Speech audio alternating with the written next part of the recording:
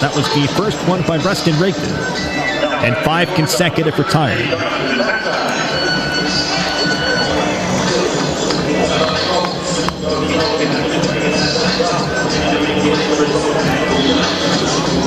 Here's Vastine for Vanderbilt. On deck is Jacob Humphrey if we get there. 7-8 part of the order. Right versus left first pitch.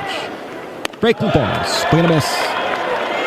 No balls, 1 strike, 2 down. This is a good pitcher. Maybe has not had the best of seasons. Was a Team USA Collegiate National Team selection back last summer. No balls, 1 strike, 2 down. Here's the pitch. Swing and a miss. Breaking ball. No balls, 2 strikes, 2 down. Base is empty.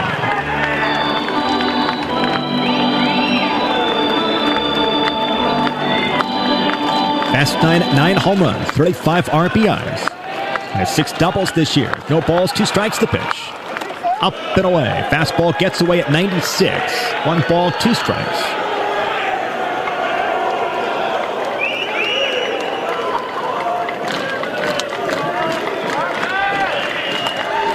There's some space down that third base line if Vastine can shoot it that way. That pitch is swung on. He does pull it toward the right side though. Picked up by Neighbors, 4-3.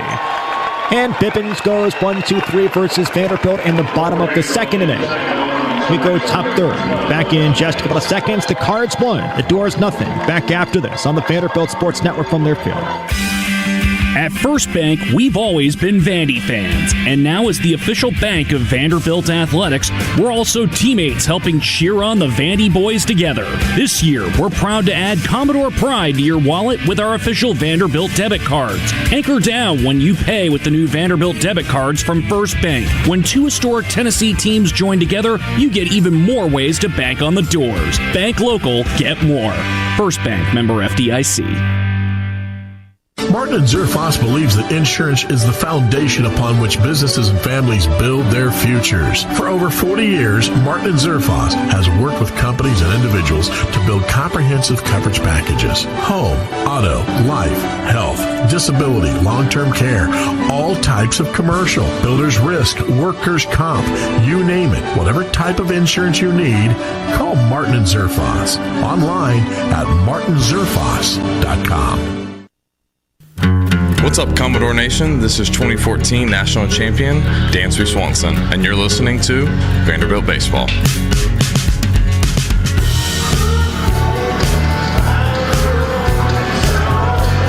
Welcome back as we go top of the third inning. Andrew Allegretti here in the booth. Gus Whittekamp back inside the network studios. Vanderbilt trails 1-0. As we go again top third. Up of this, Vanderbilt has 4 victories this season when trailing after 7. I would rather not do that again, but they did that yesterday. The 4th victory of the season when trailing after 7. That matches the mark from 2019 and 2023. If you go back to 2014, most seasons have 1 or 2, perhaps 3 victories when trailing after 7, but these cardiac Commodores have put us through it the past couple of weeks. Here's Alex Alicea, the shortstop. 9th spot for the Cards. First pitch. Fastball's off the plate. Check swing does not go. So the sophomore from Milwaukee leads things off. Batting .300, 1 home run, 22 RBIs. Here's the 1-0 on its way. Nice breaking ball for a strike. 1 ball, 1 strike. Out for Bowker. 2+, 2 hits, 1 run. 2 strikeouts, no walks. Here's the 1-1 from Cody. That's swung on, rocketed foul. First base side. 1 ball, 2 strikes on the shortstop. On deck is Lucas Moore, one of the better players in the country. There's no doubt. The center fielder, a sophomore from Cincinnati, batting .373 with 47 stolen bases. The 1-2, up and away, does not chase. 2 balls, 2 strikes. Now Vanderbilt tries to avenge their 5-4 defeats versus Louisville back on May 6th. The 2-2. That swung up. This is curled foul into Louisville's cheering section. First base side behind their dugout. 2 balls, 2 strikes on Alicea. Brody Johnston hit his 7th home run of the season that day. Austin Nye was good. 5 innings, 5 strikeouts. The 2-2. fouls it off. Vanderbilt did beat itself a little bit that day up in Louisville with 3 errors. Nelson, Brody Johnston, and Mike Mancini each had one.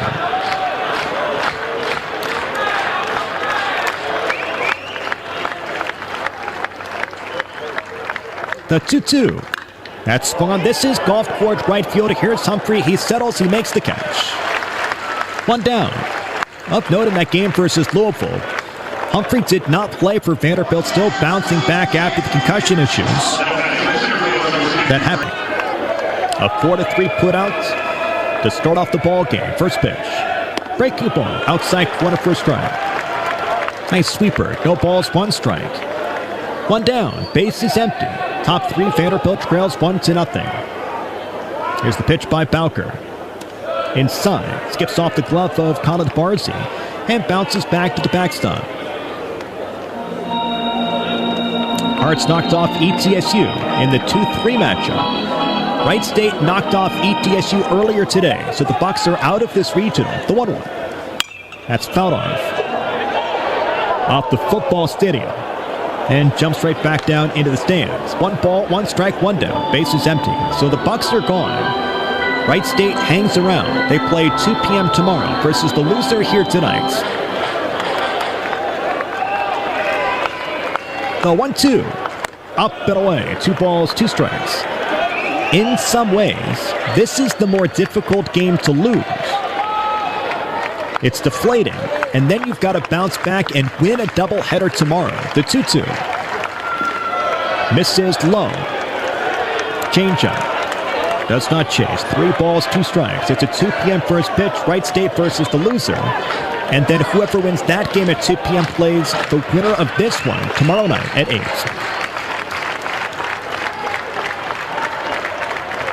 The 3-2. Fouls it off. Got the fastball. And punches it out of play.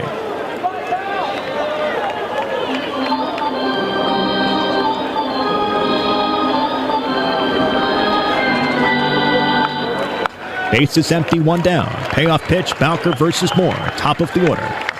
And Cody throws. Called third, strike, bottom part of the zone. Gets the call from Brandon Cooper. 2 down. Big punch out there for Cody. That's the 3rd strikeout of the ball game for Vanderbilt's junior from the Pine Tree State.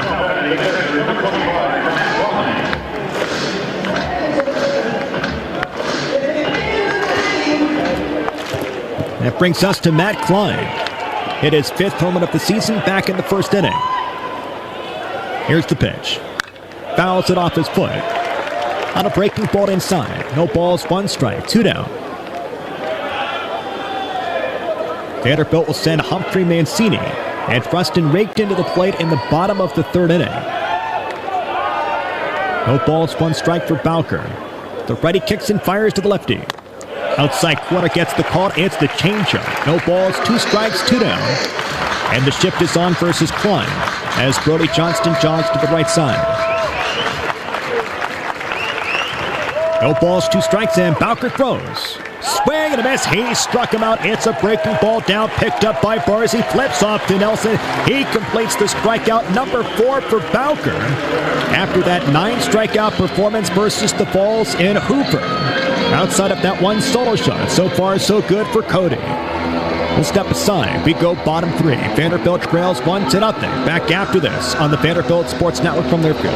Vanderbilt Business offers degree and certificate programs designed to help you gain the knowledge, connections, and confidence to achieve your unique goals. We're committed to creating opportunities for you to discover, grow, and thrive at every stage of your career, whether you're just starting out or working your way to the C-suite. Let our dedicated staff and faculty help you take the next step in your professional journey. Visit VanderbiltBusiness.com/anchor down today.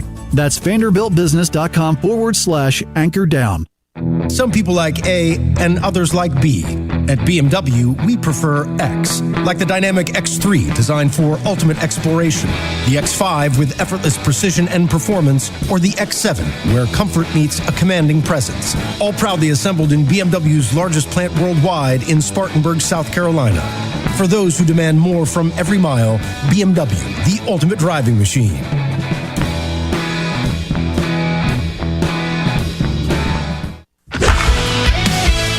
What's up, Commodore Nation? This is 2014 National Champion Ro Coleman, and you're listening to Vanderbilt Baseball. She's gonna get down to California. She's gonna miss these country roads. Well, don't forget to contact Martin Zerfos for solutions to your insurance, risk management, and group benefit needs. Martin Zerfos, insuring Vandy fans since 1978. Andrew Allegretti here in the booth. Gus Whittekamp back inside the network studios as we go bottom of the third inning. And Tucker Biffen continues for the Cards. 1 hit, no runs. 1 strikeout, no walks.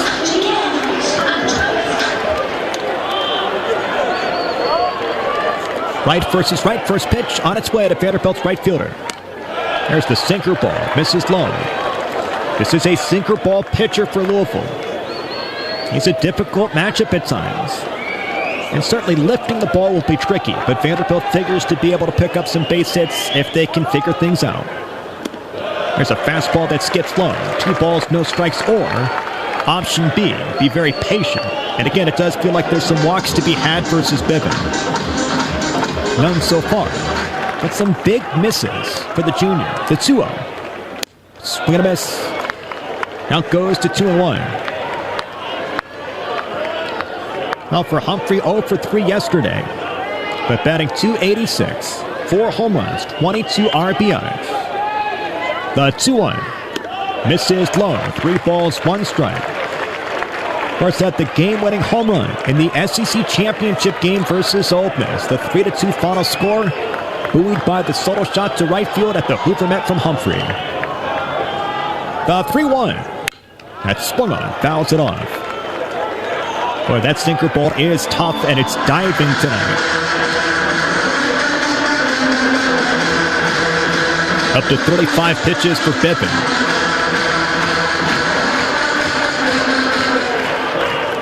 Payoff pitch, 3 balls, 2 strikes, and Biffen throws to Humphrey.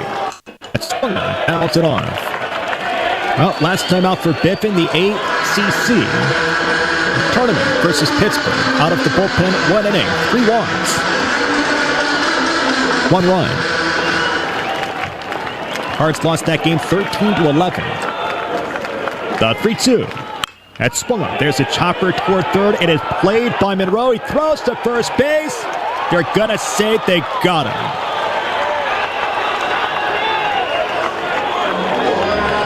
Well, good defense so far from the Cards, and some of it from Monroe at third at the hot corner.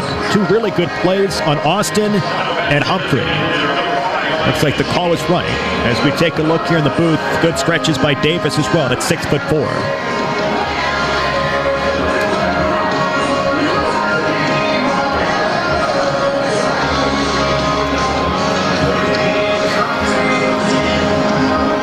Bottom of the third inning, Vanderbilt trails 1-0. Here comes Mike Mancini for Vanderbilt. He'll step in. Right versus left. First pitch. Breaking ball drops off the table. Everything's going to be down. 1 ball, no strikes.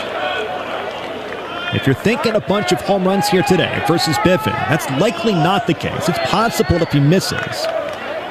The 1-0. Misses low. 2 balls, no strikes. Second consecutive batter for Biffen that he falls behind 2-0. How about the solo shot yesterday from Mike Mancini? Made that ball game 3-2 in the bottom of the 8th inning. The 2-0. Inside, 3 balls, no strikes. His 4th home run of the season. This is Mike Mancini's time. Boy, he torched the ball at the Raleigh Regional last year, playing for James Madison. The 3-0. Inside, ball 4. Whatever it takes for Vanderbilt. That's the second base runner of the ball game after 8 consecutive retires for Tucker Biffen.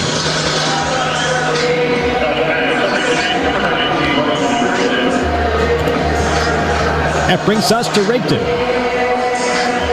1 for 1. Again, Vanderbilt does feel like they can steal versus Louisville. A fantastic throw. Really good arm from Klein.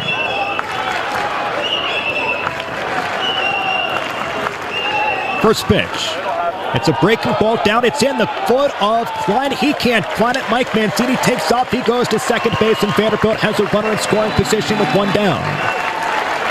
Well, Vanderbilt doesn't need to take off here in the bottom of the third inning, at least to get from first to second. 1 ball, no strikes. Rigdon's at the plate.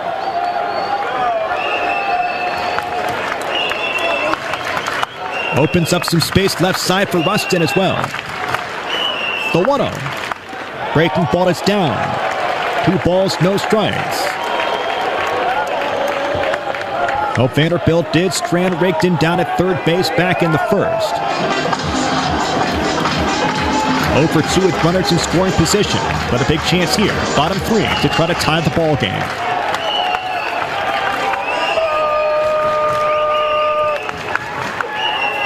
The 2-0.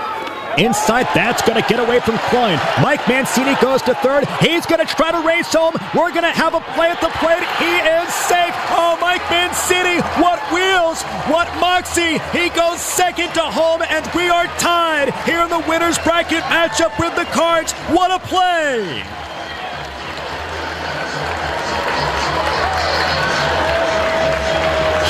Smokes, Mike Mancini, you turned on the Jets. No chance for the Cards, and we're tied up at 1.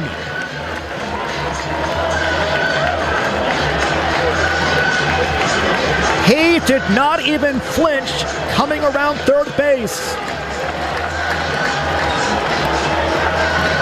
My word.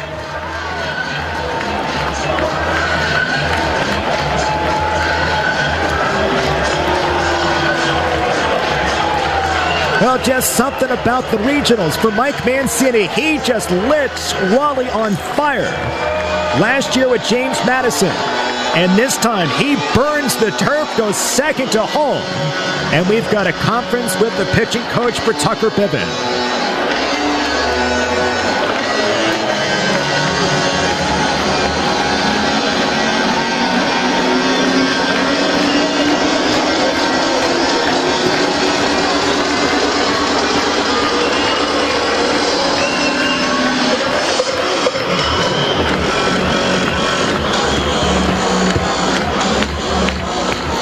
Pitching coach Roger Williams back to the dugout. 3 balls, no strikes. 1 down, base is empty. And we're tied up at 1.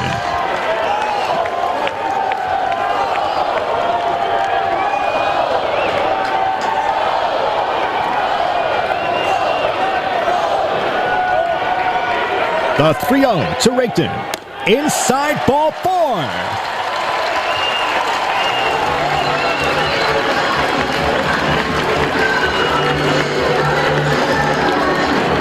Walks number 19 and 20 on the season for Biven. And Rigdon goes down to first base for the second time here tonight. Bottom 3 for R.J. Austin. As Coach Corbin told us, movement wins. Part of our pregame interview. Vanderbilt wants to run the bases. They want to burn that rubber on this Hawkins Field turf.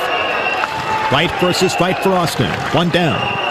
Pickoff move back to first base. Rigdon's going to be safe.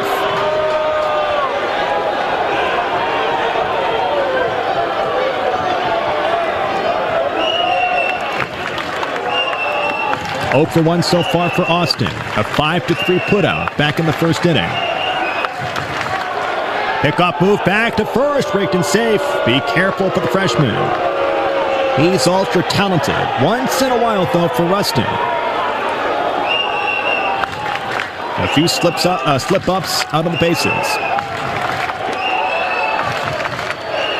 We're tied up at 1, bottom 3. Pickoff move back to first. Rigdon save. And all of a sudden, you start to wonder exactly how long Tucker Biven will stay in the ball game. How much of this pickoff maneuver is focused on Rigdon, and how much of this, perhaps, is the bullpen? After one visit from pitching coach Roger Williams. Here's the pitch. There's a strike inside corner. Austin does not love it from Brandon Cooper. As mentioned, this is the second time that Cooper has seen this matchup this year. At home plate for Vanderbilt versus Louisville back on May 6th at Jim Patterson Stadium. So he certainly knows the battle of the barrel. The 0-1. Swing and a miss, chases the slider. Austin over eager. No balls, 2 strikes, 1 down.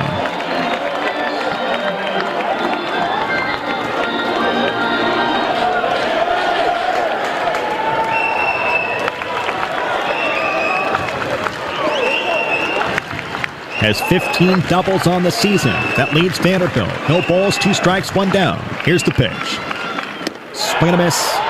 Austin strikes out. That's a frustrating at bat, but that brings us to Nelson with 2 down. Raikton's at first base.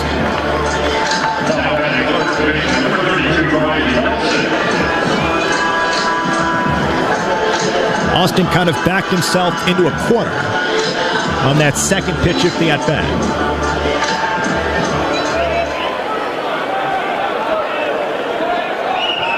Here's Nelson, shift is on.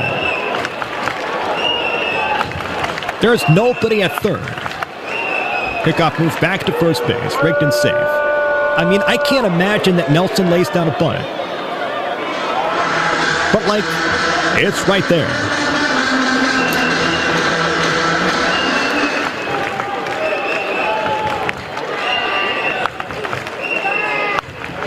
First pitch.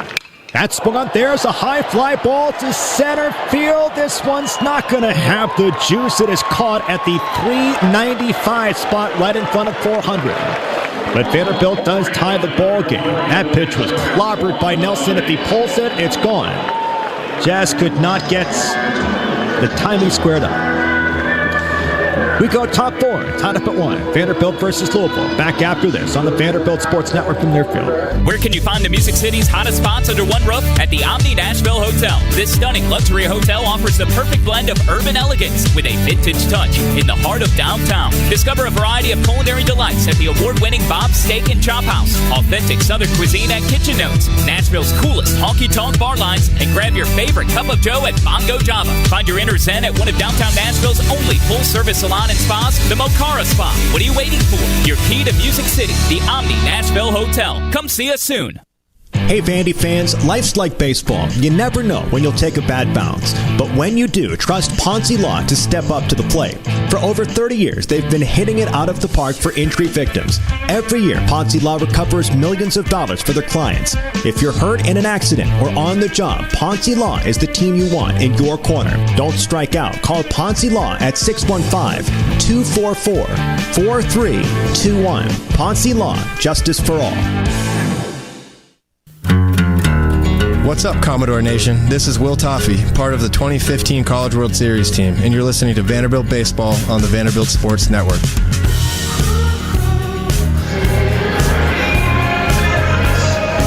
Welcome back as we go top of the 4th inning. The Tennessee Lottery is proud to have raised more than $7.5 billion to support education programs in Tennessee. To learn more, visit tnlottery.org. Andrew Aldecotti here in the booth.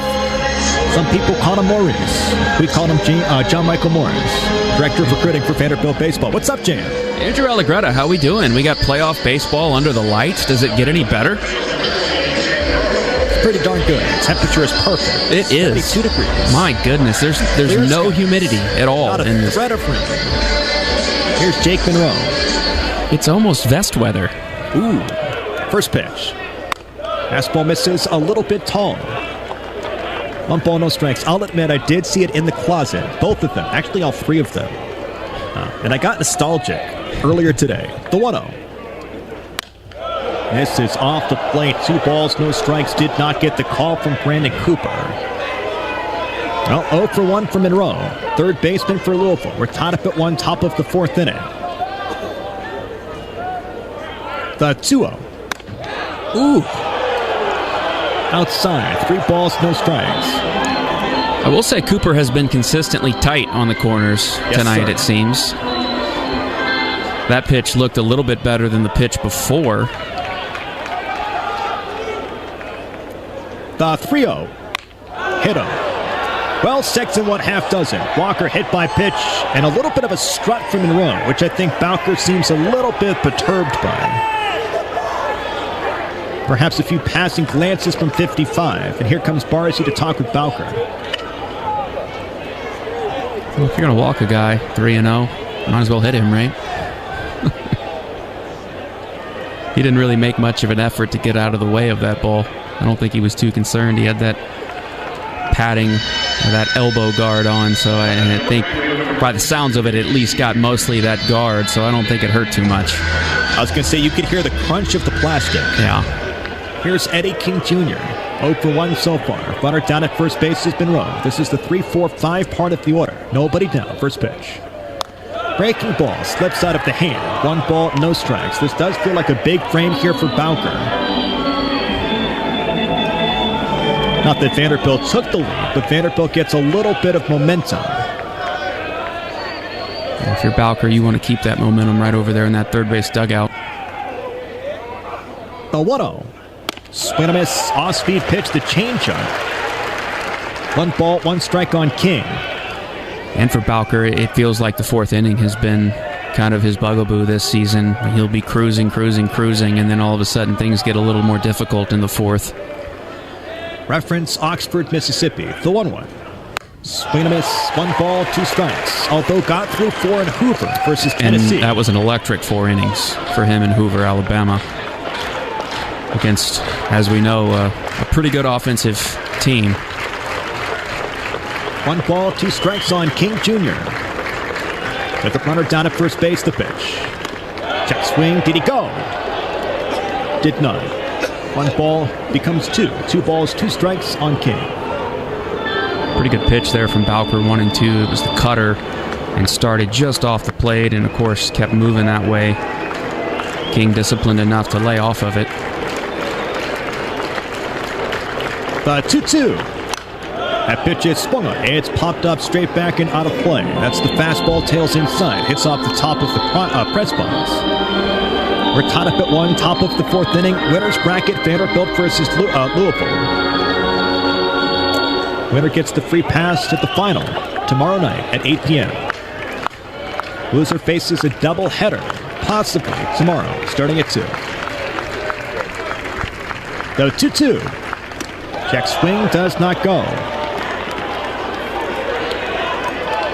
Of course, Vanderbilt has not won Game 1 and Game 2 of a regional since 2021. Feels like the right time to break that streak, Andrew. I'd say so.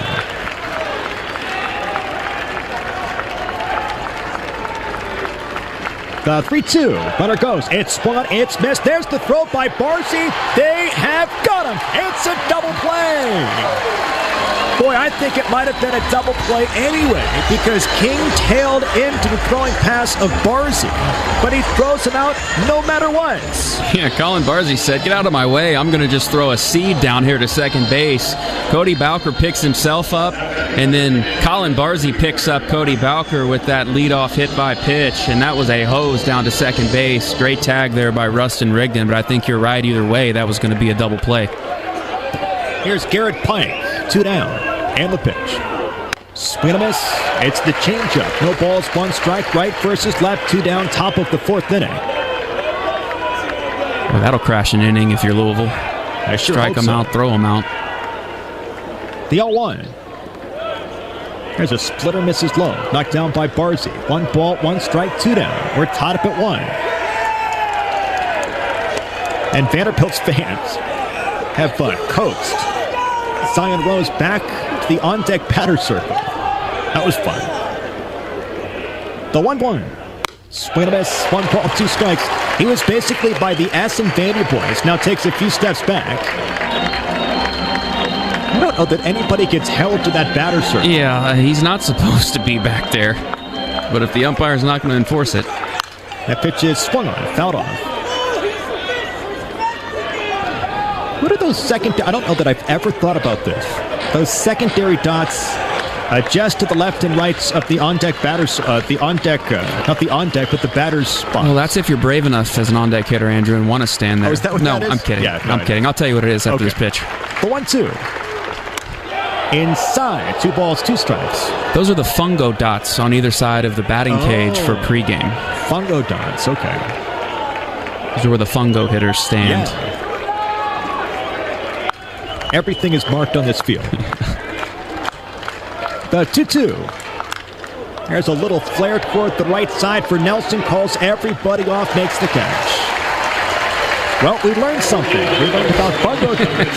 And we learned, perhaps reinforced the fact that we knew that Colin Barcy's got a hose. He sure does. We'll step aside. We go bottom 4. Back after this. Tied up at 1. Vanderbilt versus Louisville on the Vanderbilt Sports Network from their field. No matter how you slice it, Nashville's favorite pizza is 5 Points Pizza. 5 Points Pizza is open 7 days a week for lunch and dinner in East and West Nashville with delicious weekday lunch and happy hour specials. Enjoy the lunch special combos of slices, salads, or garlic knots for as little as $11 on weekdays between 11 a.m. and 4 p.m. Can't enjoy hot pizza without a cold beer? Stop by between 2 and 6 p.m. on weekdays for any slice and any draft for just $8. To order, visit 5pointspizza.com. At the Cupcake Collection, we believe there's always a reason to celebrate. From tailgates and study breaks to birthdays and beyond, there's cake for that. Ranked top 10 in the nation and the best cupcake in Tennessee, the Cupcake Collection is the home of the original sweet potato cupcake and just minutes from Vanderbilt University. Visit us in historic Germantown or at thecupcakecollection.com and use code ANCHORDOWN for 10% off your first order. Bringing you that nostalgic taste and feeling. Our cupcakes taste homemade because they are homemade.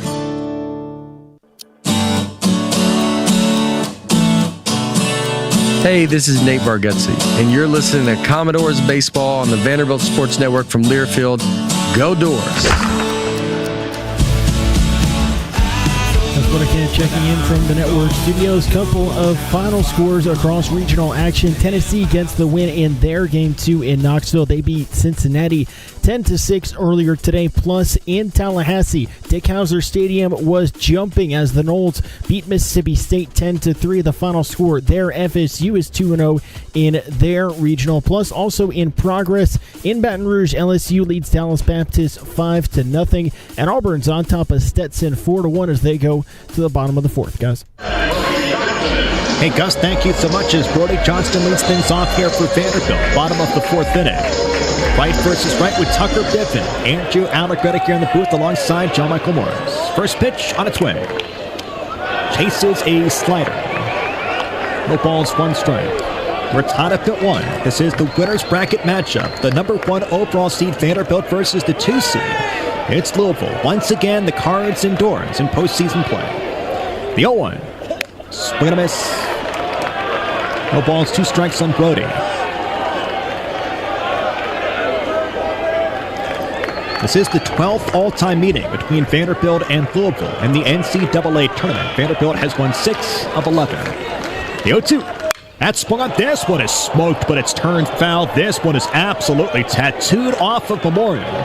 But yanked foul on the off-speed pitch. No balls, 2 strikes. Well, Bivin has had success with that slider against Brody Johnston tonight, and he hung one there 0-2. And that is not a hitter to hang one to. And Brody Johnston, he was all over that pitch, already looking for it 0-2. And when it hung up in the zone, his eyes lit up. The 0-2. That swung on. Fouls it straight back. Got the fastball elevated, which is unusual for Bivin. Typically buries that fastball.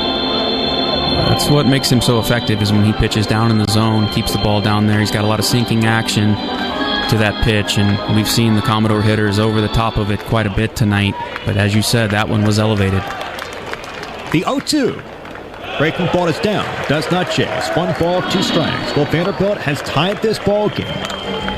It happened back in the bottom of the 3rd inning. A pass ball from Klein. Mike Mancini went second to home. Electric play on the bases for Vanderbilt's junior from New York. The 1-2. Swing and a miss. Brody strikes out. And Bivin gets his 3rd strikeout of the ball game. Here's Holcomb. Again, for the right-handed hitters in this lineup right now, they're having a difficult time picking up that spin on the slider. And I would imagine from their view, it tunnels pretty well with that sinking fastball. Problem is the sinking fastball goes the other way and the slider darts the opposite direction. Both of them starting down in the zone, though. Here's Holcomb. First pitch, hacks and misses. No balls, 1 strike. Obviously, both of these guys feel like it's something that can be hit because they hack pretty good until it falls out of the strike zone.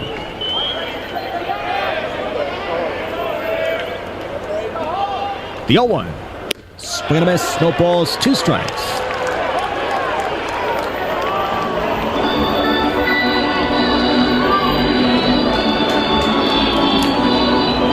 Bases empty, 1 down. Tied up at 1. Bottom 4. The 0-2. Off the plate. Fastball. 1 ball, 2 strikes. Good take from Holcomb. Good take from Holcomb. Good pitch from Bivin after the 2 sliders. Dots up a fastball just off the plate. Had he been able to get it to the plate, I'm pretty sure Holcomb would have been probably frozen right there. The 1-2. Called third, strike outside corner, so he moves it about 3 inches and gets the call. Back-to-back strikeouts for Bivin through Johnston and Holcomb. Here's Barzy. Just a quality pitch call and even better execution there from Bivin. Again, 1 and 2. You know Holcomb's got that slider in the back of his mind. Instead, he throws that little running fastball that starts right on the outer edge and runs back a little bit more, and there's nothing Holt could do but watch it. That brings us to Barzy. Right versus right, the pitch.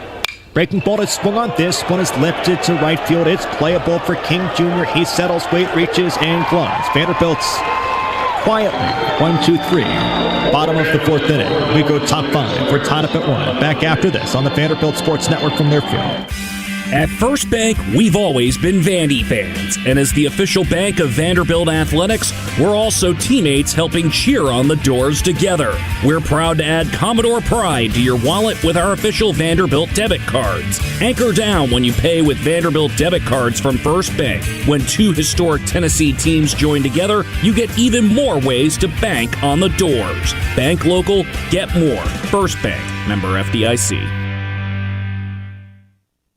Here at the Tennessee Lottery Center for Game-Changing Fun, experts from all over the state are working around the clock to push the boundaries of big wins. And today, we are proud to say we've done it with Multiplier Instant Games.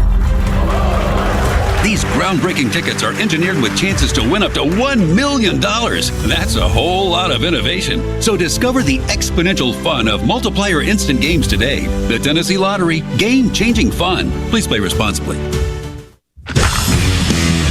This is men's basketball coach Mark Byington, and you're listening to Commodore Baseball on the Vanderbilt Sports Network from Learfield. Anchor down.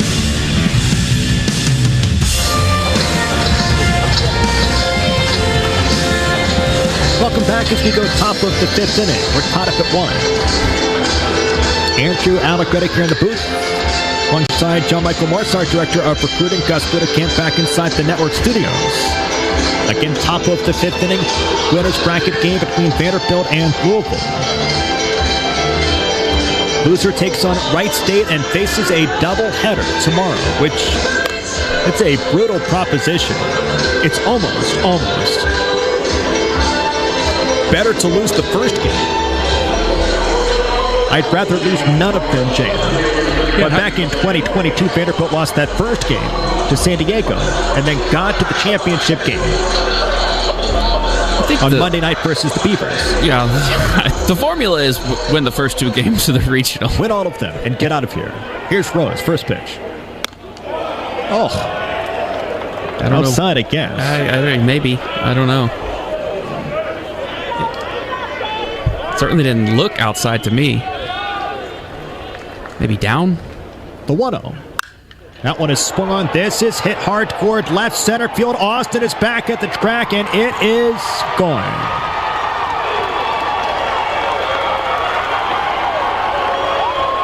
Two to 1.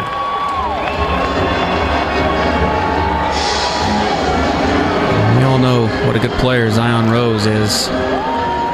Kid hits the baseball really hard, and he got a fastball that just hung right in that middle part of the plate there. Mistake from Bowker, and Rose did not miss it. It's not Cooper's fault, but it's stomach turning that the 2 home runs that have come are following a call that very well could have been the other way. Yeah. That one is swung on. This is hit toward left center field by Davis. That's going to drop in. It's picked up by Holcomb. He steps, he throws to second base. It's a double for Davis. And Vanderbilt certainly has to be careful here in the top of the 5th inning. Cards 2, Vanderbilt 1. as Bowker gives up back-to-back extra base hits. Yeah, you were right. Both of the home runs following a pitch that very well could have been a strike, and it certainly changes the outlook of the at-bat. If you're 0-1 there, if you're Cody Bowker, you probably don't come back with a fastball. Klein would have been a strikeout. Right, and Klein would have been a strikeout, so the home run certainly would not have happened. Here comes Browning to talk things over with Bowker. Vanderbilt has action in that bullpen. Would not be surprised in the slightest if it's Fennell. There was certainly some feeling that it could be a piggyback situation. But there's also a lefty getting loose as well. Can't quite tell from here who that is. I don't think either one of them is Fennell, so it's Guthin Huseman. Guthin Huseman, you're right. The thing is, you really want to be able to save Connor Fennell to start tomorrow, whatever the scenario is, especially if you lose and you've got to win 2 games tomorrow. And obviously, task at hand, you want to win this ball game first. Figure out the rest later. Here's Neighbors, runner down at second base. Here's the pitch, shows bunt, lays it down. It's picked up by Bowker. He steps, he throws to first, the stretch, they got him. Oh, that was dicey. But a good job by Rigdon to find the bag. The second baseman brings it in. Bunt laid down by Neighbors. Davis goes to third. And that brings us to Alicea with 1 down. You had to know that was coming. Louisville loves to bunt and move runners along. Bowker did everything right, bouncing off the mound, getting to that ball. Unfortunately, when he fielded it, he had a hard time getting a handle on it, and he's very lucky that he was able to still throw a strike over to Nelson at first base for the out. How about this? Infield in, top of the 5th inning. 2-1 ball game. Runners at third. The pitch. That's swung on, fouled off. Left field side off of the football stadium. And bounces back down onto the field, I think. Or perhaps in the bullpen. I'll see a guy that is prone to hitting the ball on the ground. He also likes to bunt, so I do like bringing the infield in here. Here's Brody creeping down the line. That pitch up and away. 1 ball, 1 strike. There's a history of squeeze bunts between these two teams in the postseason. I would like to remain on the right side of history in that regard, Andrew. Yes, sir. The 1-1. Fouls it off. 1 ball, 2 strikes, 1 down. 0 for 1 for Alicea. We've got Davis down at third base. Rose, a Soto shot. A double from Davis. The Cards out in front by 1. 1 down, top 5.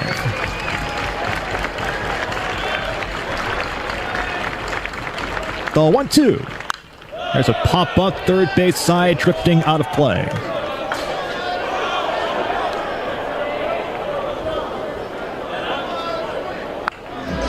So far for Bowker, 4 1/3, 4 hits, 2 runs, 5 strikeouts, no walks.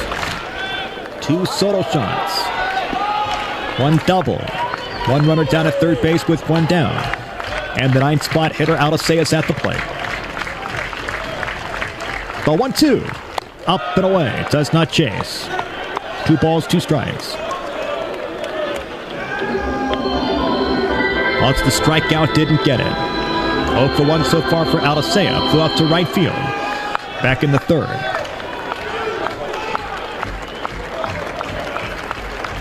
The 2-2. Swing and a miss. He struck him out. What a big pitch by Bowker. Fastball 92 up and in. He gets him to chase. It's another strikeout for Cody, number 6. That was an excellent pitch there by Bowker. Just climbed the ladder for the 2nd consecutive pitch. Didn't get Alicea to chase the first time. That was a little bit out off the plate. That one was right over the plate, but up in his eyes. Good execution there by Cody Bowker, and a huge strikeout, and the infield can back on up now. For Lucas Moore, center fielder, top of the order, right versus left. Here's the pitch. That's swung on, hit toward the left side. Back hit by Fastline. He plants, he throws the stretch. It's going to get away from Nelson. It scores a run. That is a difficult play there for Vastine. If it's anybody else, he can slow down and take his time. Not with one of the fastest guys in the country bearing down the line. Yeah, that is a good point too, Andrew. He had to field and cut it loose, and unfortunately just a little wide there. Nelly did everything he could to try and stay on the bag and scoop that ball, but just too far up the line. Tough play, though, for Vastine. Here's Klein. Pickoff move back to first. 47 stolen bases down at first base for Lucas Moore.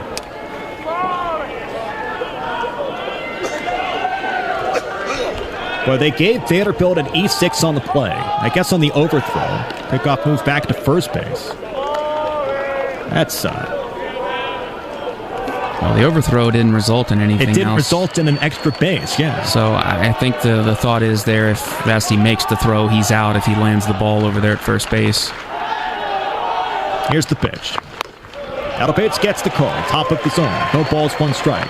Which I think was the case, but the only reason I think that's the case is because it's Jonathan Vastine who has that hose of a right arm, and he got to that ball quickly and cut it loose.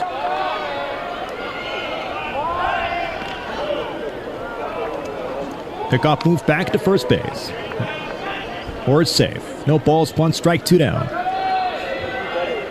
Yeah, so E6 on Vastine. The 0-1. That's swung on. Hit foul. Third base side, no balls, two strikes, two down. Cards 3, Vanderbilt 1, top of the 5th inning.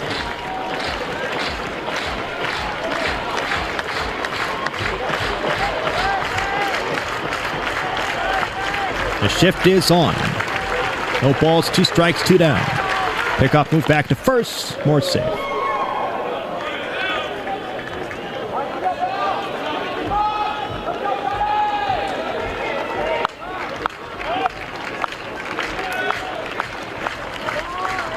Pickoff move back to first.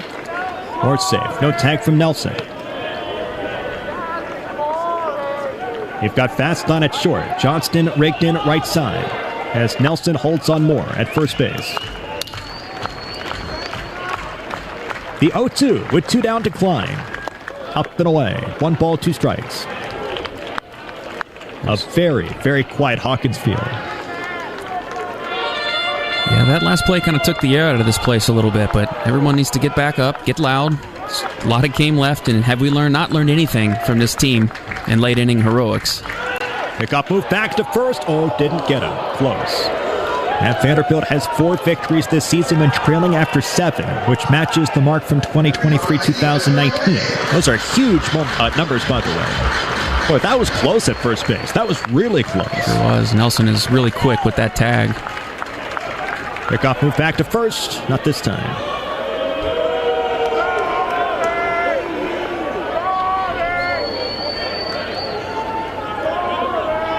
I really don't want to have to do that again. I'll be honest. I can't. In my heart, I don't know if I can take it. The 1-2. That swung on this is chopped toward Brody Johnston. He plays. He goes to second base, gets the force. But the Cards score 2. E6 from Vastine. A brutally difficult play. But that does score 1. And the subtle shots by Zion Rose. We go bottom 5. Vanderbilt trails with just 1 hit so far. The single by Rustin Rigdon versus Tucker Piven. Back in just a couple of seconds after this on the Vanderbilt Sport. Ooh, hold on.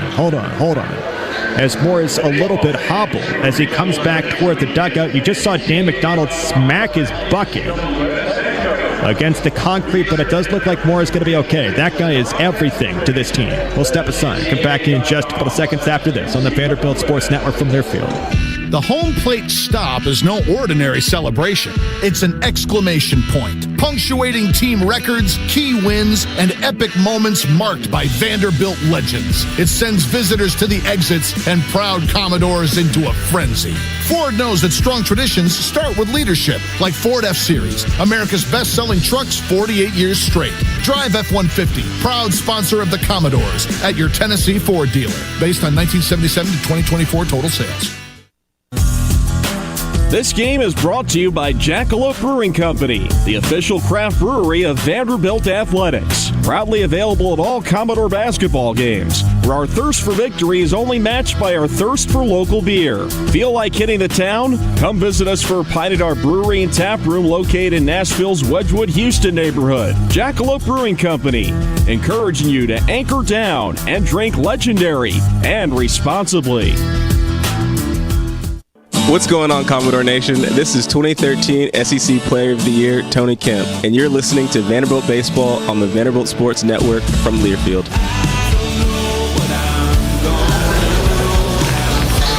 Welcome back as we go bottom 5. Vanderbilt trails 3-1. Fast 9 to lead things off right where we want it. Trailed after 7 innings versus UC Irvine, versus Alabama, versus Kentucky, versus Wright State. Vanderbilt won all 4 of those games. Again, would like to not do that. If it's simply trailing after 4 and a half, I'm fine with that. Andrew Allegretti here in the booth alongside John Michael Morris. Bivin continues versus Fast 9, right versus left. And the first pitch. Breaking ball off the plate. 1 ball, no strikes. Okay, far be it from me, but it feels like the key of the game, and this is so much easier said than done, is to control the strike zone. There are misses, big misses out there from Bivin. If you can let him.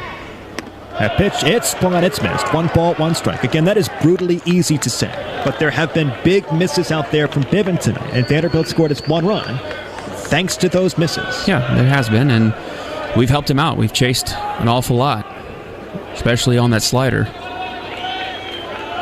The 1-1. There's a fastball that skips low. 2 balls, 1 strike. Be interesting to see how much longer they let Bivin go. Again, this is postseason baseball, so if he's throwing well, you're just going to let him roll. But he has not thrown more than 75 pitches in an outing this season. Talk to Wright State about that. Yeah. The 2-1.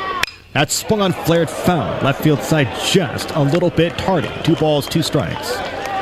Boy, I'll tell you what, came out and was something else yesterday. No hitter through 6. Wright State took him out. Vanderbilt's got Brody Johnston to hit a home run to start off the 7th inning. And I suspect the head coach for Wright State will be thinking about that decision. You would imagine so. At some points this summer. The 2-2. Struck him out. 1 down. Again, for Bivin, the slider just down in the out of the zone there. Starts it right at the knees, and ball ends up down in the dirt. Vastine not able to lay off of it. But you said it, that is the key right now. You've got to control the strike zone. You've got to make Bivin come to you. Here's Humphrey. Vanderbilt trails by 2. And the pitch. That spun, hit hard. It's under the glove, flip in a row. It goes to left field. Humphrey turns the corner. He looks at second base. Big turn, goes back to first. What a smash under the glove of the third baseman in row, who's made some spectacular plays here today, but not that time at the hot corner. Yeah, he was drawn in with the threat of the bunt from Jacob Humphrey, and I think, Andrew, he was checking his body for holes because that was a laser down to third base. That's why they call it the hot corner. About as hard as you can hit a ball right at a guy. JM, this is what? This is Rally Radio, okay. Andrew. Golly, we haven't hit on that yet. What are we doing? We got to lock in, Andrew. That's on me, though. I'll take that one. Rally Radio, please and thank you. Mike Mancini to the plate. Walked and scored. Back in the 3rd. Pickoff move back to first. Humphrey is safe.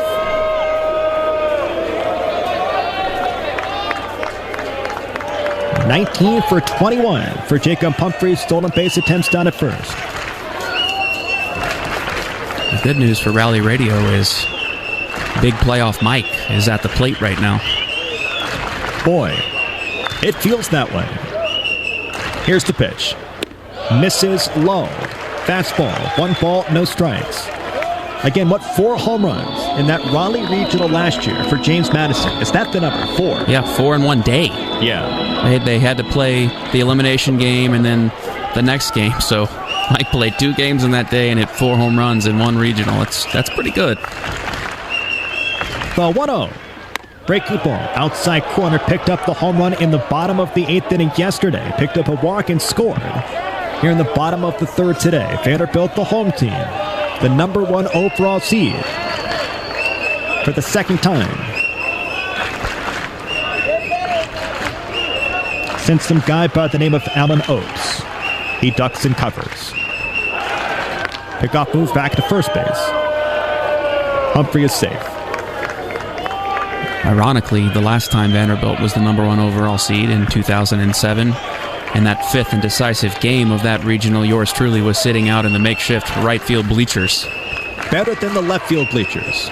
Well, those were non-existent. Well, pickoff move back to first base. That home run went to left field. It did. It did go to left field, yes, but there was nowhere to sit out there in left field. It landed somewhere out there in that concourse outside of Memorial Gymnasium. It's amazing. I do forget about all of the renovations over the years, how much this place has grown. It's been real special. Yep. You win ball games, they start building things. The 1-1.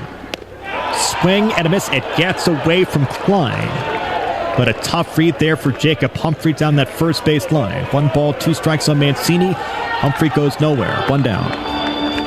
Yeah, if Hump could do that all over again, you know he wishes he was standing at second base. But as you said, that ball was rolling towards Humphrey, and maybe from his perspective, kind of difficult to see how far that had gotten away from Klein.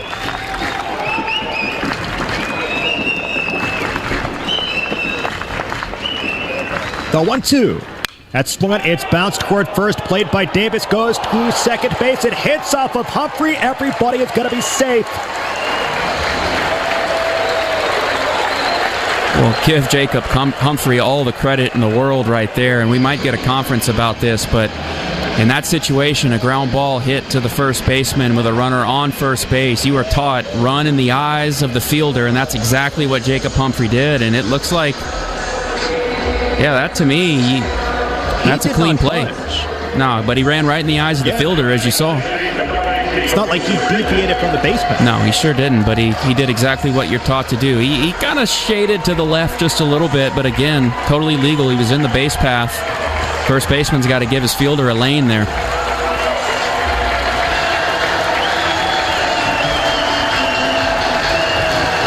One down. The freshman, Rustin Rigdon, at the plate.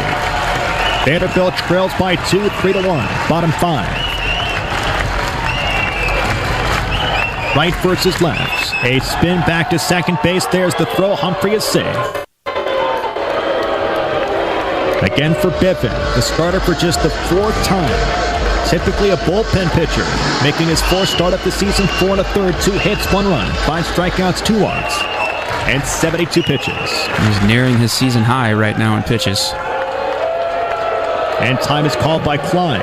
Maybe some stall tactics going on now by Louisville with the pickoff at second. Now Klein goes out. And here comes Sam McDonald.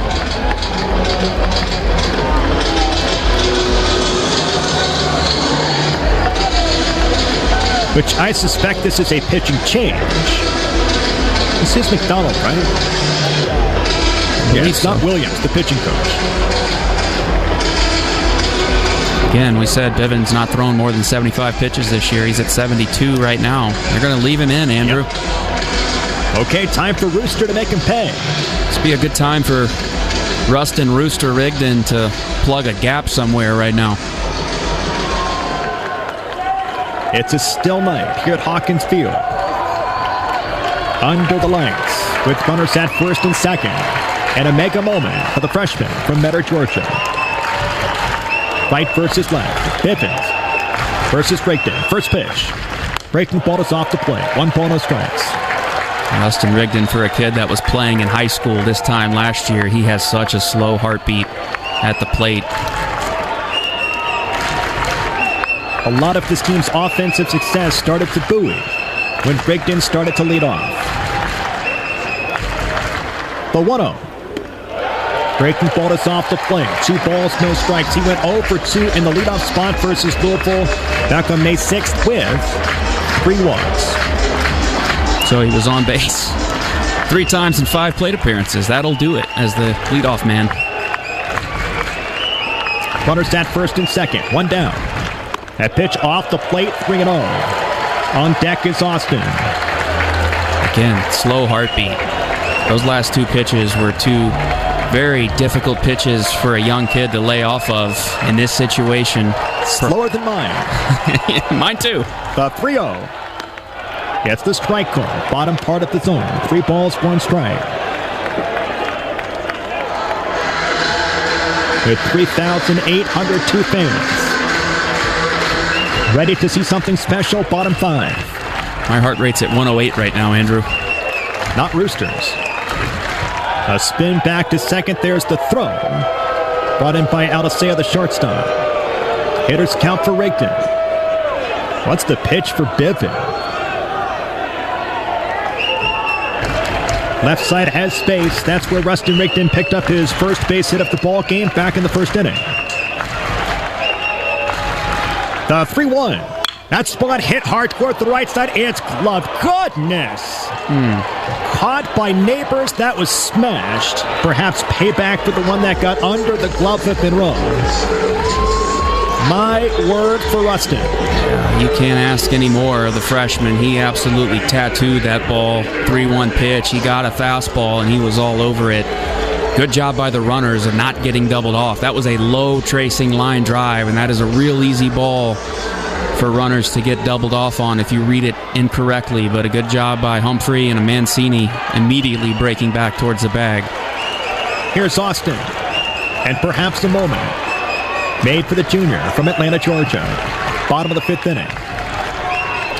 Runners at first and second. First pitch. That one is spot. It's a high chopper toward third. It's gloved by the third baseman. Nowhere to go. Austin stumbles. The throw goes to third. He is going to be safe. The throw is overthrown. Will Vanderbilt pick up a run? They should. The throw goes out of play down that first base line. Humphrey is awarded home from third. Austin goes to second, and Mancini goes to third. That was chaos, pure chaos from R.J. Austin, and Vanderbilt is within 1. Andrew, you did an outstanding job of describing what happened there, because that was too much for my brain to even process. Monroe fields the high chopper. It was one of those where he knew that he was going to have to hurry if he was going to get Austin, so he elected to try and tag Humphrey, but Hump, busting it down that line, was able to get in before the tag, and then he just airmailed it over to first, and then RJ trips and falls. I looked up, and RJ still wasn't at first base, and I was confused. My goodness, a lot to unpack there, Andrew. For now, 2 in scoring position for Nelson. I'm a little surprised that they're going to let Bivin throw to Nelson. I can't imagine they will. Here comes McDonald. That gives us a chance to catch our breath. Vanderbilt trails by 1, 3-2. Well, Louisville's got 2 errors up on the board. We'll digest all of the calls in just a second. But again, a high chopping play to third, which Austin's done a couple of times here today. Monroe threw to first base. It got out of play, I guess, into the camera well or the dugout for Louisville. Humphrey was at third. He was awarded home. Mancini was at second. He was awarded third. And Austin was awarded second base. New pitcher for Louisville with 2 down. Runner at second and third for Vanderbilt's within 1, 3-2. Back after this on the bottom of the on the Vanderbilt Sports Network from Learfield. Here at the Tennessee Lottery Center for Game-Changing Fun, experts from all over the state are working around the clock to push the boundaries of big wins. And today, we are proud to say we've done it with Multiplier Instant Games. These groundbreaking tickets are engineered with chances to win up to $1 million. That's a whole lot of innovation. So discover the exponential fun of Multiplier Instant Games today. The Tennessee Lottery, game-changing fun. Please play responsibly. Their jersey doesn't have a number. They don't hear the roar of the crowd after a goal or feel the anticipation as a ball sails through the net. And while they don't run bases, they do run routes every day. And the saves they make don't determine a game on the line, but a life on the line. For all the teams Vanderbilt Health supports, this is the most important one, their own. Be a part of the team that takes care of your team. What's up? This is Tony Kemp, and you're listening to Vanderbilt Baseball from Learfield. Now back to Andrew Allegretta. Sister, why you looking at me? Back to Andrew in just a sec. Gus Wedekamp checking in from the network studios. A couple of score updates from the regional round. A good one in Conway. It's Coastal Carolina and East Carolina. Those two teams were tied at 5 runs apiece before the shots explode for 5 runs in the 7th. It is now 9-5 Coastal in the top of the 7th inning there. Plus, a final score from the Clemson Regional. It's Q Country Roads at the home of the Clemson Tigers as West Virginia upends the hosts 9-6 the final score. Mountaineers are 2-0 in their regional round. Also in progress, Auburn leads Stetson. It's 5-3 Tigers, bottom of the 5th at the Auburn Regional. And LSU is on top of Dallas Baptist 6-0 in Baton Rouge, bottom 5, guys. Gus, thank you so much. New pitcher is Justin West. Vanderbilt faced him back in Louisville. Went an inning and a third, 2 strikeouts, no hits, no runs. He faced Nelson and got a 4-3 putouts. We'll see if Nelson can deliver with runners at second and third. Bottom of the 5th inning, Vanderbilt trails 3-2. I'd like to think there's some more big hits in that bat for number 32. Boy, he has had some enormous hits for this Commodore ball club this season. Just gigantic. Left on left first pitch. Fastball for a strike outside corner. No balls, 1 strike. The 6'3" junior out of Paducah, Kentucky versus 6'3", a junior from Trophy Club, Texas. Mancini's at third. Austin's at second. Let's see. Time has been called here by Cooper. Nelson wasn't looking up yet. The good old engagement rule. Strikes again. Boy, there is a football field on the left side and up the middle of the field for Riley Nelson. If he could hit anything up the middle or to the left side, it's a base hit. The 0-1. Breaking ball to swung on, ground ball to first base. Picked up. It's a race. Davis is going to get there. Vanderbilt makes it a 1-run game. Got the breaking ball and tried to pull it. The pitch to hit that way would have been the fastball outside part of the plate, the first one. Instead tries to yank the curveball. Vanderbilt makes it a 1-run game. Back in just a couple of seconds, we go top 6. Back after this on the Vanderbilt Sports Network from Learfield. Martin and Zerfoss believes that insurance is the foundation upon which businesses and families build their futures. For over 40 years, Martin and Zerfoss has worked with companies and individuals to build comprehensive coverage packages. Home, auto, life, health, disability, long-term care, all types of commercial, builder's risk, workers' comp, you name it. Whatever type of insurance you need, call Martin and Zerfoss. Online at martinzerfoss.com. Hey Commodore fans, who doesn't enjoy a gourmet hot dog? Well, come on over to Daddy's Dogs, located in the nation's Printers Alley and also around the streets of Nashville. Serving up the biggest and best hot dogs this city has ever seen and putting their own creativity on America's favorite pastime. Please visit our website at daddysdogs.com or visit our social channels at Daddy's Dogs Nash. Daddy's Dogs. Golly, that's a tasty dog.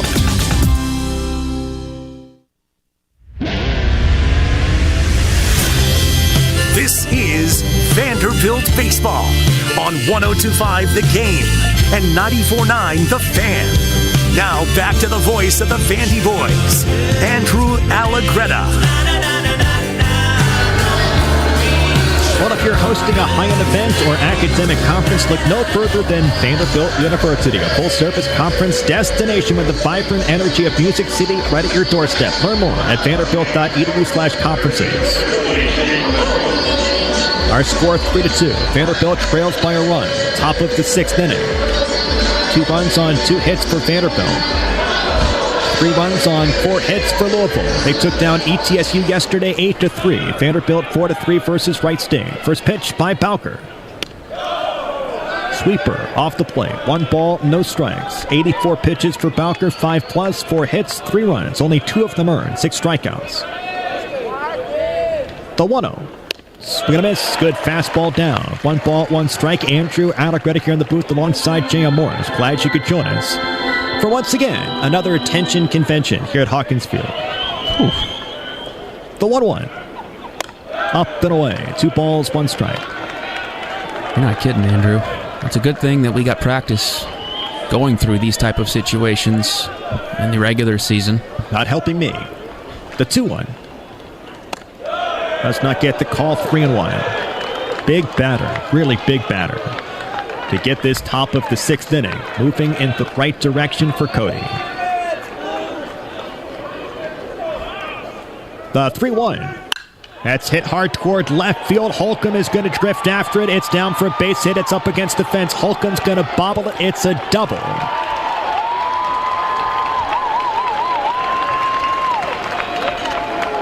That's the 5th hit of the ball game, given up by Cody. Have all of them been extra base hits? That's a good question. It kind of feels that way. 2 home runs. I know of at least 2 doubles. Here's Eddie King Jr. That was just a result of Balk falling behind in that count, and he had to go with the fastball 3-1. 4 of the 5 have been extra base hits. Rose picked up a single back in the 2nd. That's right. First pitch. Check swing goes through. No balls, 1 strike. Good first pitch. Cutter there from Balker. King up there trying to ambush the fastball. Got to keep that guy down at second base. My word. The 0-1. That's a ground ball toward shortstop, played by Vastine. Looks the runner back, throws to first, 6-3, 1 down. That'll do it. The ground ball to the left side. Good job by Jonathan Vastine of charging that ball aggressively, making sure that Monroe stayed put at second base, and then getting his out, resetting his feet, getting his out at first base. That will do it for Bowker. We'll step aside, come back in just a couple of seconds. 3-2. Vanderbilt trails top 6. Back after this on the Vanderbilt Sports Network from Learfield. The home plate stop is no ordinary celebration. It's an exclamation point, punctuating team records, key wins, and epic moments marked by Vanderbilt legends. It sends visitors to the exits and proud Commodores into a frenzy. Ford knows that strong traditions start with leadership, like Ford F-Series, America's best-selling trucks 48 years straight. Drive F-150, proud sponsor of the Commodores, at your Tennessee Ford dealer, based on 1977 to 2024 total sales. At First Bank, we've always been Vandy fans, and now as the official bank of Vanderbilt Athletics, we're also teammates helping cheer on the Vandy boys together. This year, we're proud to add Commodore Pride to your wallet with our official Vanderbilt debit cards. Anchor down when you pay with the new Vanderbilt debit cards from First Bank. When 2 historic Tennessee teams join together, you get even more ways to bank on the doors. Bank local, get more. First Bank, member FDIC. What's up, Commodore Nation? This is Will Toffee, part of the 2015 College World Series team, and you're listening to Vanderbilt Baseball on the Vanderbilt Sports Network.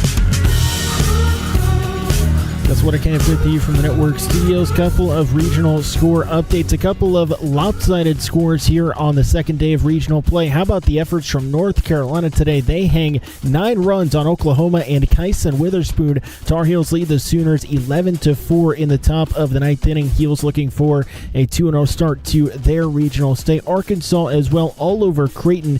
It's 12-1 Hogs in the top of the 8th inning there. But a couple of surprises. Duke takes down the host Georgia 6-3. Blue Devils beat the Dogs in Athens.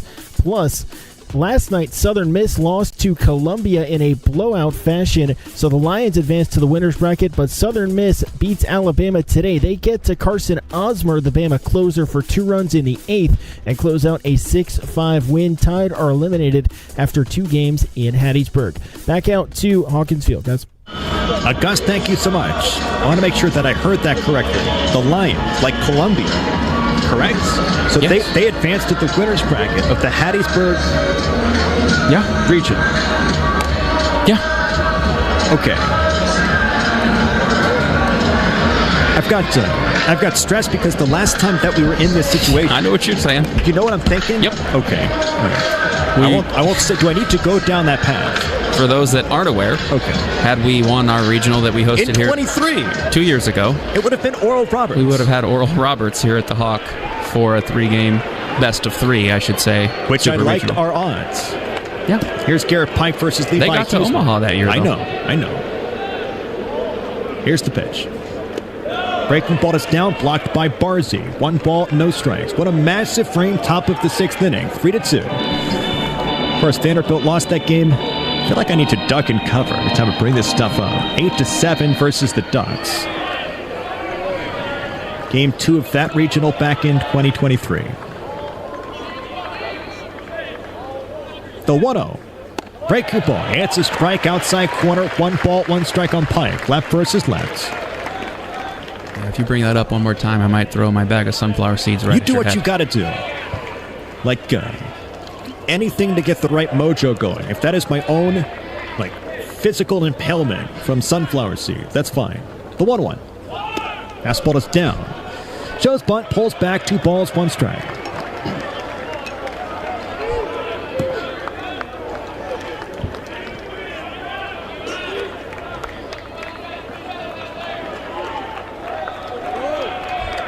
Two balls, 1 strike. Huseman versus Pike. Runner down at second base. Vandy trails by 1. Here's the pitch. Doesn't chase. 3 balls, 1 strike. Well, this is the batter for Huseman here. You've got to get Pike with Zion Rose. We know how dangerous he is. 2 hits already tonight, plus a home run. Right-handed hitter at that. It's a big pitch right here. The 3-1. Misses low, ball 4, runners at first and second. 1 down. Will Huseman stay? I mean, he might, but if you're going to play matchups, perhaps no. I'm not sure.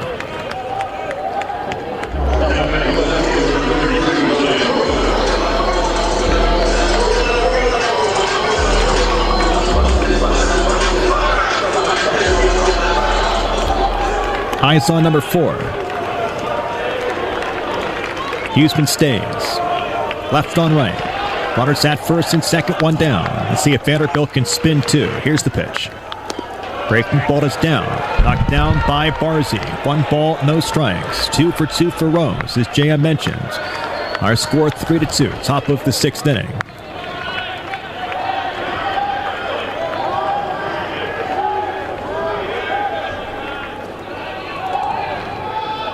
The 1-0.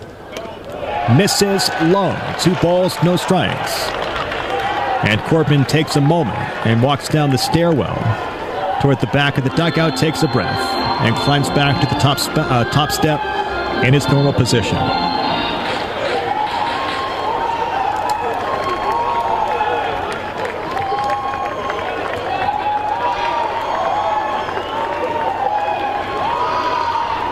The 2-0. Ball 3. 3 balls, no strikes.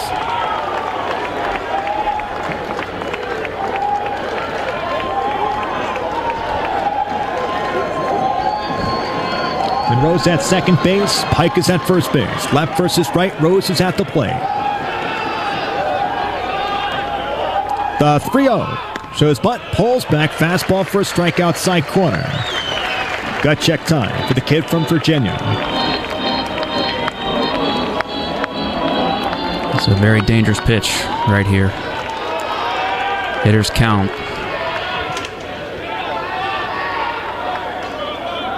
The 3-1. Got it. I was this close to chucking your sunflower seeds at you for bringing that up. That was a great pitch execution. Great pitch call. The slider down in the zone there, 3-1. A spin back to second by Huseman. No throw. Notable.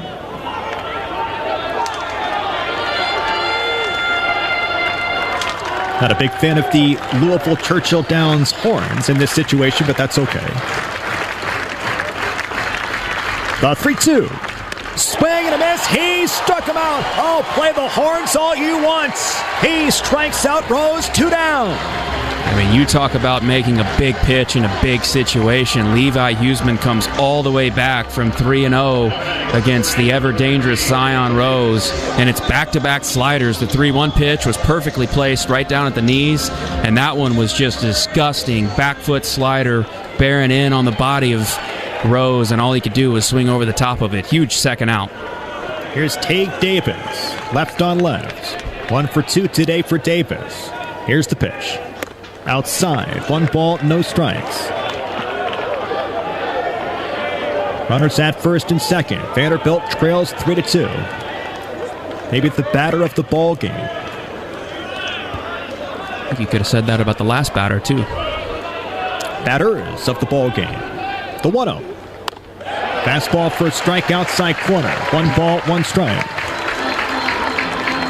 Certainly a point in the game, Andrew, that the outcome could hang in the balance right here. That is for sure. A lot of baseball left to play. We're just in the top of the 6th, but pivotal moment. The 1-1.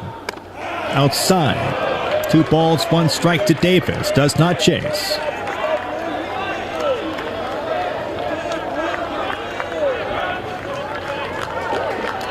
And Rose at second base. The shift is on. You've got Pike down at first base. 2 down. Top of the 6th inning. Huseman versus Davis. 8 throws. Swing and a miss. 2 balls, 2 strikes. Great 2-1 pitch there. Like maybe the cutter from Huseman. 87 miles an hour. Outer portion of the plate. There's a little wrinkle in it to get him off the fastball. 2 balls, 2 strikes, 2 down. With 2 on. Huseman throws. Breaking ball is down, doesn't chase. Ball 3, 3 balls, 2 strikes. That was the action pitch right there. You were hoping to get the chase there on that slider down and away, and I think Levi wanted that pitch to be a little bit more competitive, 2-2, a little more up in the zone maybe. Now the runners will be going with 2 outs and a 3-2 count. The payoff pitch. Huseman from the stretch. He fires. Outside ball 4.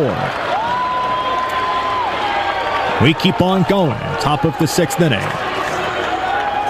And here's Neighbors, the second baseman. Bases loaded. Certainly on one hand, you want to give in there to Davis. Guy with 16 home runs. He could change the scoreboard real quickly on that 3-2 pitch. Not the worst thing with the base open, but obviously no margin for error now. Nowhere to put Neighbors. You got to go right after him.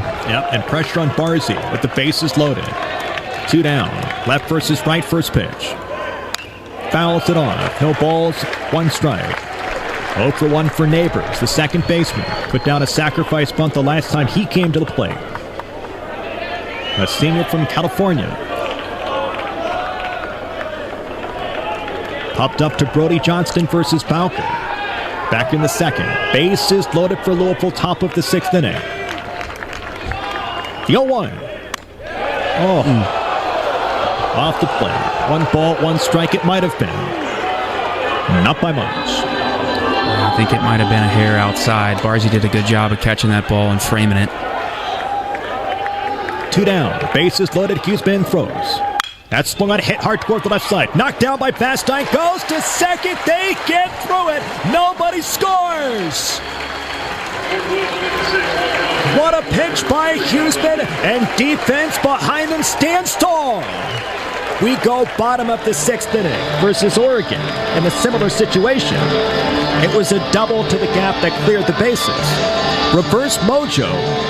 Hey, I didn't even realize that, but you're right. Here we go. That got a little momentum. Big left-hander popped it to the left center field gap and cleared the bases. Not here. Not here, Andrew. Not here. Let's go. Rally Radio still rolling. We go bottom 6. Back after this on the Vanderbilt Sports Network from Learfield. Some people like A and others like B.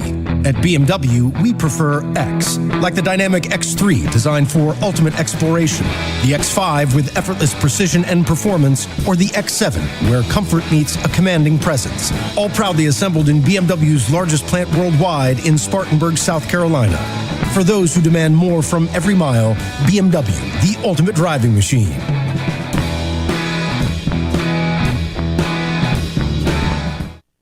Picture this, the perfect summer barbecue. No stress, no responsibilities, just all your friends, burgers and hot dogs on the grill, and a delicious, refreshing Pepsi Zero Sugar in your hand.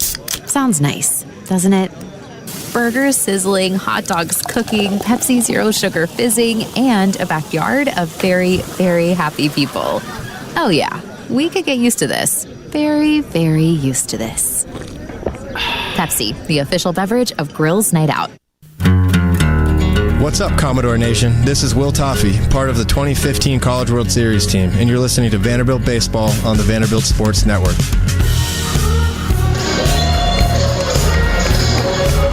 Big thanks to Will Toffee as we go bottom of the 6th inning. Vanderbilt trails 3-2. Here's the freshman, Brody Johnston, 4-5-6, part of the order. We'll see if the Vanderbilt Commodores version of the Killer Bees, Brody, Braden, and Barzy, can do some damage versus West. You've been wanting that to take off. If they do damage this inning, Andrew, I'll get behind it 100%. First pitch. Check swing. Did he go? Oh, yes. That's the call from Mike Fitcher down at first base. No balls, 1 strike. We have had some gigantic strike calls, flip at bats. Here's hoping this is not one of them. Or non-strike calls, I suppose. In the inverse that led to 2 home runs for Louisville. The 0-1. Breaking ball is swung on. This is hammered toward third. It is bobbled. It is dropped by Monroe. Brody Johnston is safe down at first base. Well, that was a top spun shot by Brody Johnston, and that last hop came up and bit Monroe pretty good. That would have been a really difficult play had he been able to come up with it. The in-between hop, he does everything he can. That ball almost knocked him over. In fact, I think it did knock him over. Leadoff man on, Andrew. Rally Radio, here we go. Just the second time all game Vanderbilt has put the leadoff hitter down at first base. Here's Holcomb. I want to see Braden Holcomb hit his own face right now up there on the replay board. Which he can do. He has punctured panels. Like we have to replace the video board at times because of Holcomb. Brody's at first base. Left versus right. First pitch is swung on and fell off. Got the fastball, and Holcomb just kind of shakes his head. No balls, 1 strike. He got a pitch to hit right there. He wishes he could have that one again. Fastball at 89, right there where Hulk likes it. He put a good swing on it, but just underneath it. No balls, 1 strike for Holcomb. Johnston's down at first base. No balls, 1 strike. West throws. Breaking ball is down. Lays on. 1 ball, 1 strike. I would love Holcomb to just pulverize it. There is still part of me as Vanderbilt plays through some of this. Stay up the middle of the field. That's what right. You're going to say. That's right. There's not a ballpark from Hoover to Hawkins to Omaha where up the middle doesn't win. The 1-1. Breaking ball misses low. 2 balls, 1 strike. Vanderbilt's runs here today.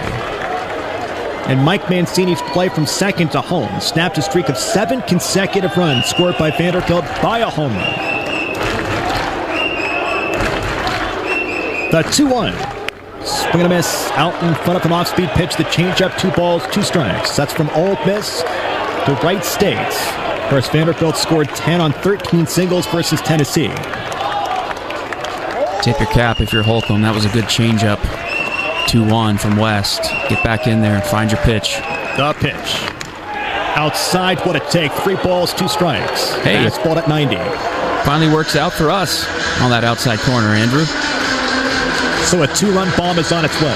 It better be. That's the only way to even it out, right? Ball was off the plate. Good take by Holcomb. Pickoff move back to first. Brody, a small lead. And no tag from Davis. Louisville, I'm sure, trying to see if maybe Brody thinking about running on this 3-2 pitch. I can't imagine that Corb would put him in motion here, down a run in the 6th with Holcomb at the plate. But you never know. The 3-2.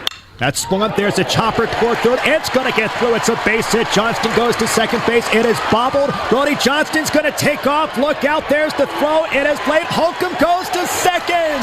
It's bobbled by Rose. The throw goes wide of the bag, and everybody is going to be safe second and third. That is just such good base running there by Brody Johnston, the freshman. He takes the hard turn around second base.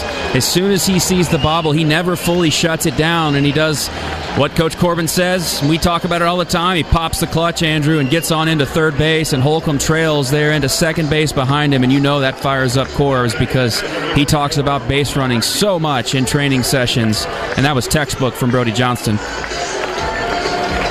That's the 3rd error of the ball game for the Cards. Time to make them pay. Here's Barzy. Can't keep giving a team extra outs and expect to continue to get off the hook. Now's the time. You're right. First pitch. Fastball for a strike outside corner at 90. No balls, 1 strike. Johnston's at third. represents the tying run. Holcomb's down at second base, represents the go-ahead run.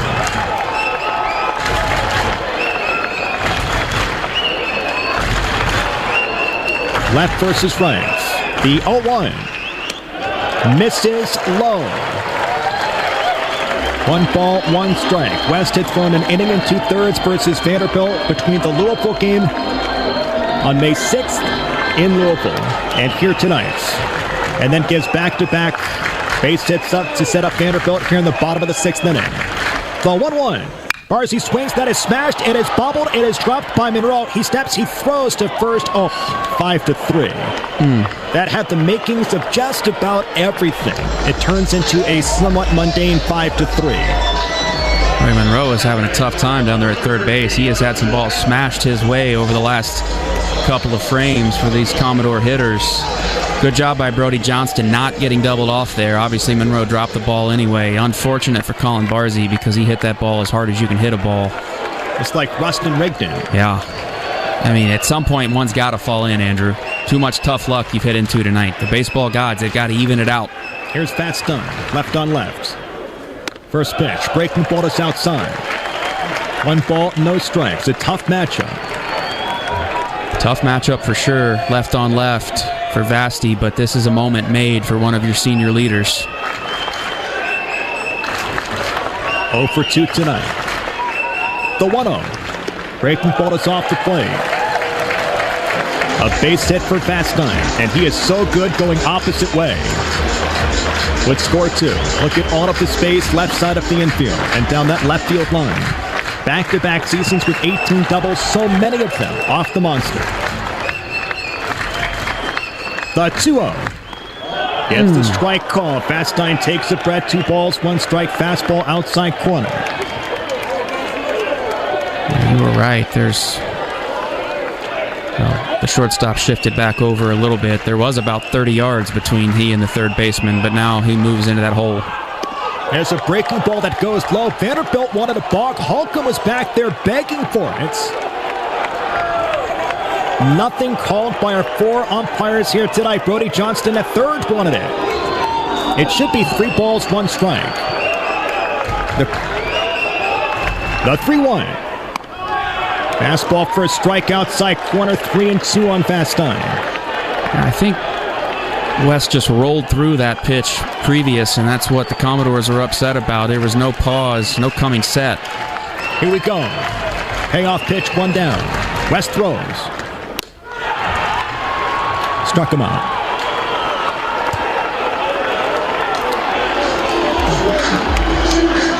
That was a tough at bat there for Vastine. He expands his zone. 3-2. That fastball was up and out of the zone. Yeah, that's ball 4 for sure. Gotta have it. Gotta have it, Humphrey. 1 for 2 tonight. First pitch. Outside. 1 ball, no strikes, 2 down. Bottom of the 6th inning. Vanderbilt trails by 1, 3-2.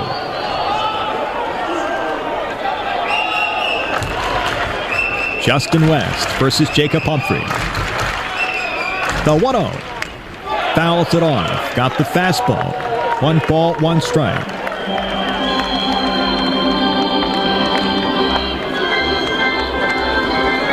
Oh for 7. Both teams 0 for 7 with runners in scoring position tonight. Now is the time to flip it.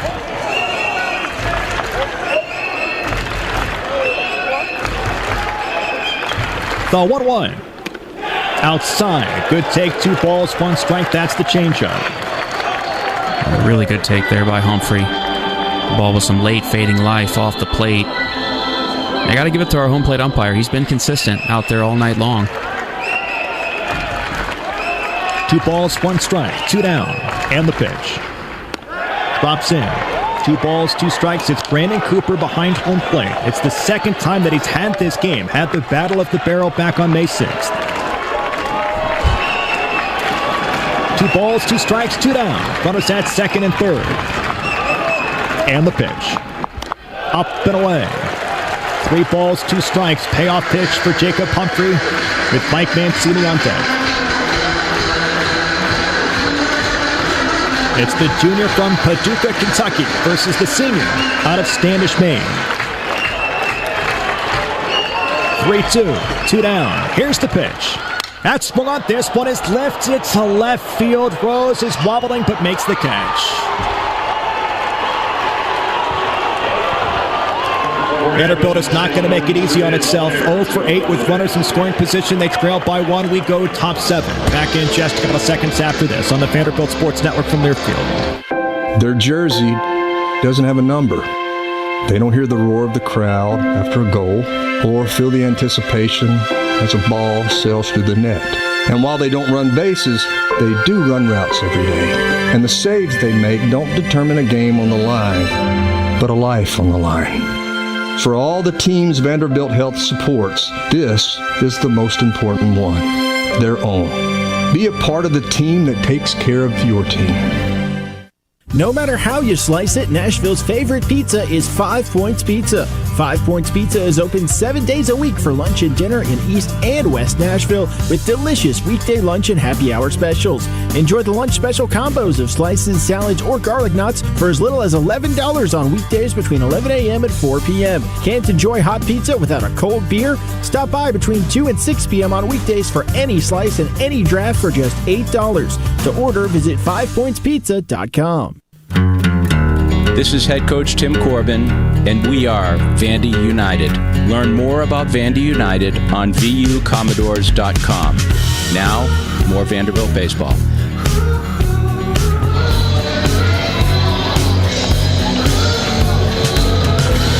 We go top 7. New pitcher for Vanderbilt, the sophomore out of Londonderry, New Hampshire, Connor Fennell. Vanderbilt trails 3-2. Missed opportunity for sure, the biggest of the ball game for Vanderbilt back in the bottom of the 6th inning. With runners at second and third, nobody out. Vanderbilt got a smoke shot by Barzy to third. Bastine struck out, and then Humphrey flies out to left field. Well, Vanderbilt is going all in on this game right now, Andrew, and you've got to hold it right here. 3-2 runs obviously have been hard to come by tonight for the Doors, but still 3 frames left, and we know what this team can do in the late innings. If you can hold it right here at 1 run, you got to like your chances with 3 opportunities left. Got to hold it. Got to. So here's Fennell. Alex Elisea to lead things off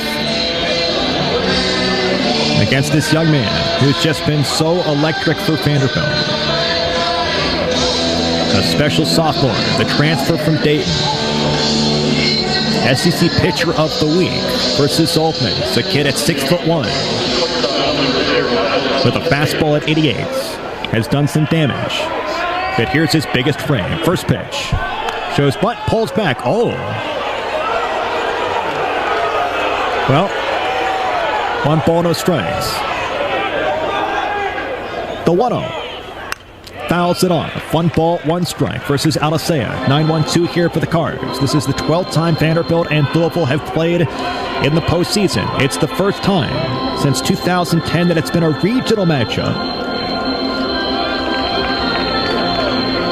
And quite the ball game. The 1-1. Shows bunts, fouls it off.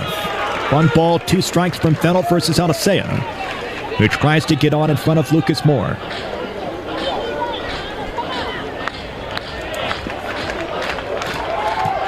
0 for 2 for the sophomore. The 1-2. Fouls it off. Got the fastball 89. Fastball, slider, changeup. Of course, for Fennell. All about deception. Massive extension. Low release point. The 1-2. Doesn't get the call. Does not chase. 2 balls, 2 strikes on the changeup.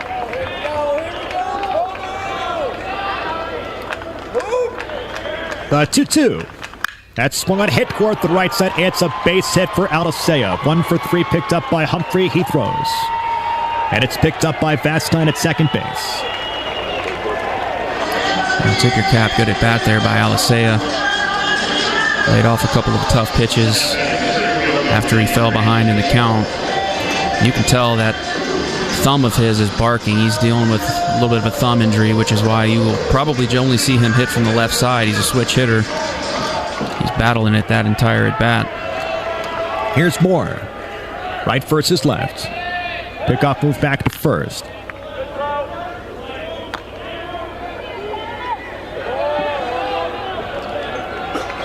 I would expect to see Louisville do some running here, up a run in this ball game. First pitch. There's a pop-up left field. This is drifting. Not sure that the ballpark is going to hold it. No, foul. No balls, 1 strike on Moore. Dangerous hitter, top of the order. The sophomore from Cincinnati. 0 for 2 here today, but 1 for 3 with a home run yesterday versus ETSU. Has 6 home runs this season. I should say 5. 47 RBIs and 47 stolen bases, the center fielder.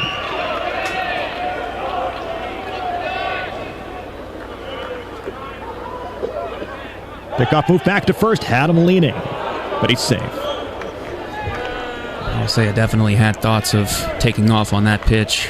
Quick move by Connor Fennell. 29 for 35 in stolen base attempts for Aldisea. Pickoff move back to first, safe. This is the winner's bracket game. Winner takes on whoever comes out of the loser's brackets tomorrow at 2 p.m. The 0-1 does not chase. 1 ball, 1 strike. So the loser faces Wright State at 2 p.m. And the loser here tonight faces the proposition of winning a doubleheader tomorrow. The 1-1.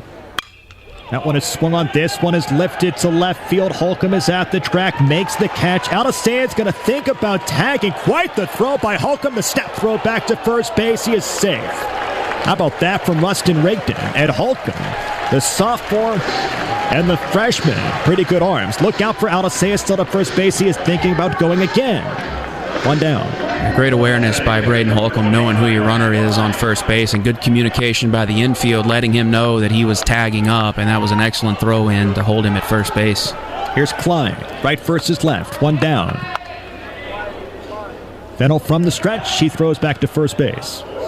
82 strikeouts this season for Fennell. 11 walks, a 2.66 ERA, 6'1".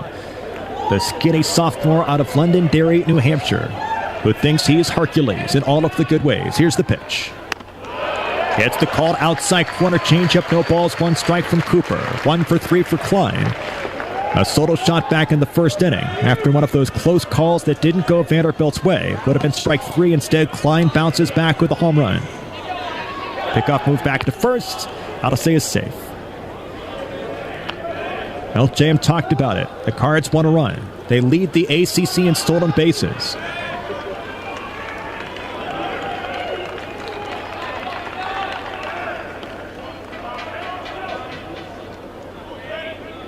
The 0-1. Gets the call. Bottom part of the zone, the changeup. No balls, 2 strikes. 146 stolen bases this season for the Cards, although Barzy has already thrown 1 runner out here tonight. The shift is on as Johnston goes right side.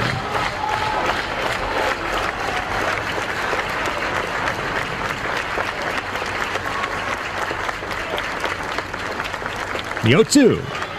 Fouls it off. Fastball up and in. This is the twilight zone. Fennell is taking his time. Well, I think right now, he's just trying to vary his looks and his holds with the threat of the base stealer at first base. But yeah, you don't see it from him too often. 0-2. Misses down. Stays off the changeup. 1 ball, 2 strikes. It's crazy how a running game can affect a pitcher.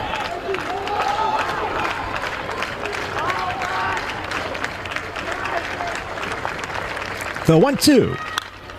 Pops it straight back out of play.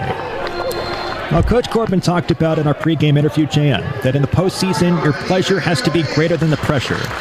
Right? So pitch by pitch, you've got to have fun. It feels like Vanderbilt is dancing on a razor's edge here tonight. The 1-2. Does not chase, changeup down. 2 balls, 2 strikes.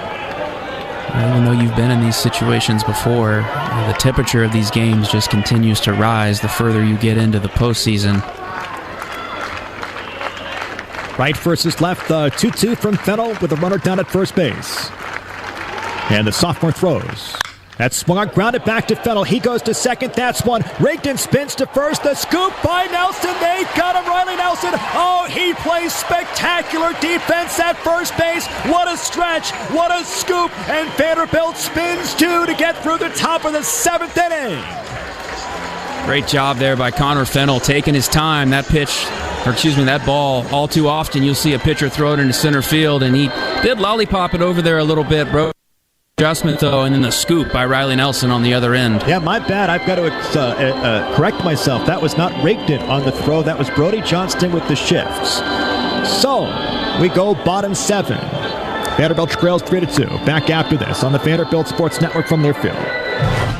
Hey, Commodore fans, the Holiday Inn West End Vanderbilt is your headquarters for week-long entertainment. Stop by the Commodore Grill and enjoy live music from some of Nashville's best songwriters from 6 to 10 p.m., 7 nights a week. Grab a cup of Bongo Java from our coffee bar Brew to start your morning. Brew is in the main lobby. The Holiday Inn West End Vanderbilt, just walking distance from the stadium.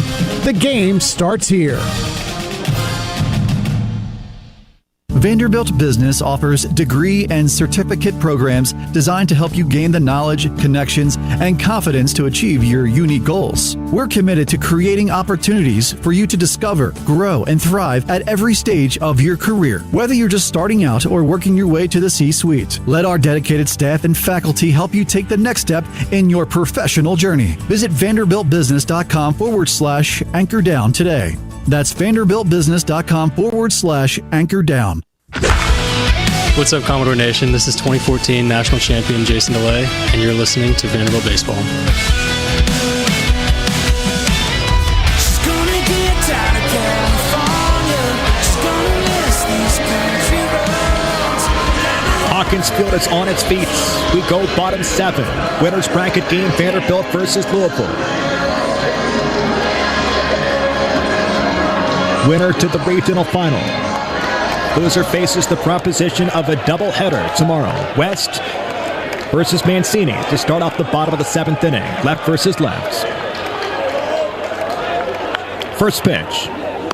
Fastball. Gets the call inside corner. No balls, 1 strike. 0 for 1 for Mancini here today. But a spectacular play for Vanderbilt's first run of the ball game. Back in the bottom of the 3rd, a pass ball. He goes second to home. The 0-1. It's the called outside corner. No balls, 2 strikes. Inning and a 3rd for West so far. 2 hits, no runs, 1 strikeout.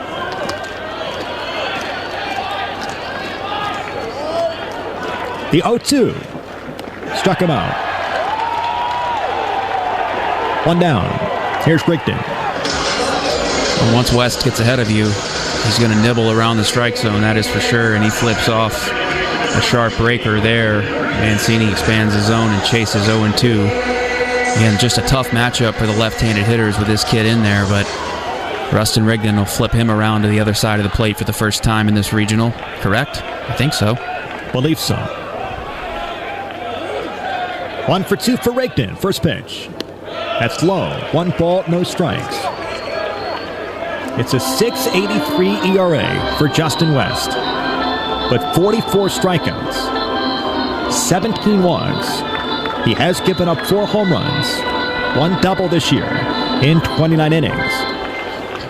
Boy, Louisville has been a boom or bust team all season long. The 1-0 has a fastball top of the zone.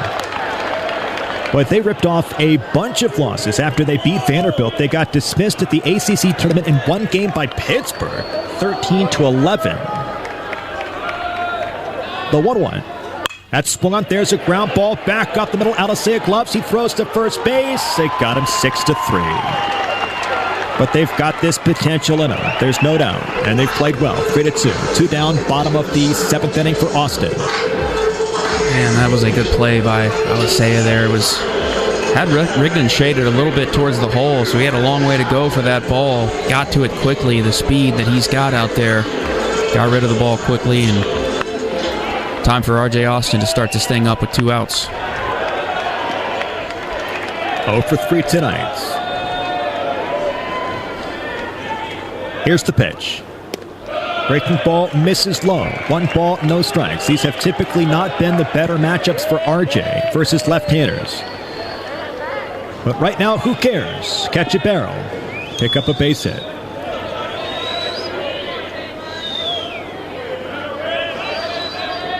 The 1-0. Fouls it off. 1 ball, 1 strike. Just missed it on the fastball. RJ had a good hack at that one. Fastball out over the plate at 90. RJ was on it. It's been the story of the night so far for the Doors. Close, but just haven't been able to break through yet. 0 for 7 with 2 outs for Vanderbilt tonight. The 1-1. That swung on, hit right at the second baseman. You bet Neighbors 4-3. Well, for Vanderbilt, if they're going to get the victory, we're going to have to start talking about the 5th victory for Vanderbilt when trailing after 7. JM. Andrew, I don't care what the rules are. I'm going to go stand in my spot. Do it. We go top 8, 3-2. Cards back after this on the Vanderbilt Sports Network from Learfield. This game is brought to you by Jackalope Brewing Company, the official craft brewery of Vanderbilt Athletics. Proudly available at all Commodore basketball games, where our thirst for victory is only matched by our thirst for local beer. Feel like hitting the town? Come visit us for a pint at our brewery and tap room located in Nashville's Wedgwood, Houston neighborhood. Jackalope Brewing Company, encouraging you to anchor down and drink legendary and responsibly. Pay the Order of Hope. Promise. Tomorrow. For years, the Tennessee Lottery has written some pretty big checks, but it turns out that our biggest winner continues to be education. In fact, we've raised more than $7.5 billion and provided more than 2 million scholarships and grants for Tennessee students. Learn more about how lottery dollars are making a difference at tnlottery.com. It's game-changing, life-changing fun. What's up, Commodore Nation? This is 2014 National Champion Dansby Swanson, and you're listening to Vanderbilt Baseball.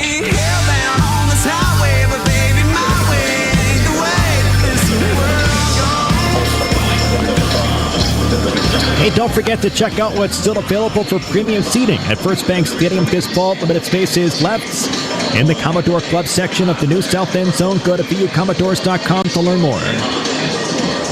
We go top 8. Vanderbilt trails 3-2. Fennell continues for the Doors versus Monroe, the third baseman. 3-4-5 coming up. This is a massive frame. Massive. They're all massive. But with 3-4-5 coming up, this is big. Here's the pitch. Swing and a miss. Fastball. No balls, 1 strike. 1 for 2 for Jake Monroe here today. And this is the 12th all-time meeting, Vanderbilt versus Louisville in the postseason. The first time in a regional since 2010. The 0-1. Swing and a miss. Fastball. No balls, 2 strikes. Vanderbilt has won 3 consecutive between 2014 in Omaha and 2 in Omaha in 2019. None of that matters now. The 0-2. Misses high. 1 ball, 2 strikes. It's about the guys on the field. Can Fennell execute? Can Vanderbilt find that Hawkins magic late? Called third strike right at the knees. Monroe strikes out, 1 down. Top 8.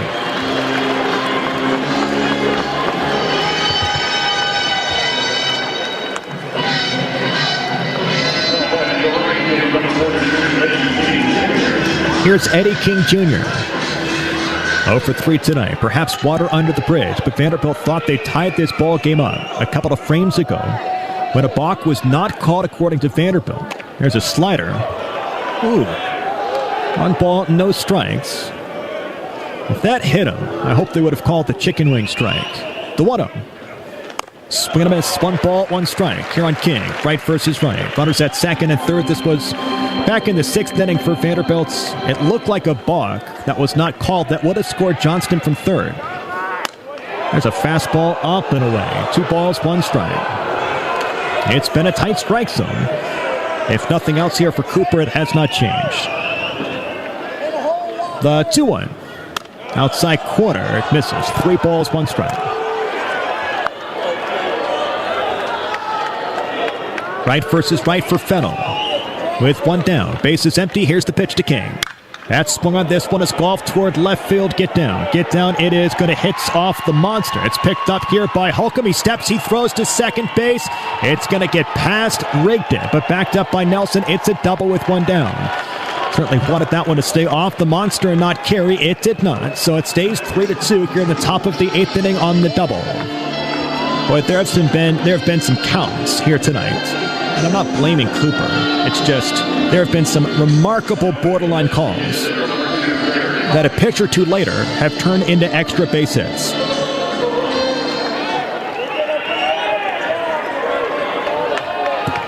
Right versus left. One down. Here's Pike. And the pitch. Fastball for a strike, bottom part of the zone with the fastball. No balls, one strike, one down. You've got King down at second base. And once again, we've got a very nervous Hawkins Field. The 0-1. Fouls it on. Fastball up and in. No balls, two strikes, and it bounces back down onto the field as Johnston tracks it down. Well, Vanderbilt scored one back in the bottom of the 3rd inning. Mike Mancini went second to third on a pass ball and then raced all the way home to score Vanderbilt's first run of the game. The 0-2. Fouls it off. Changeup.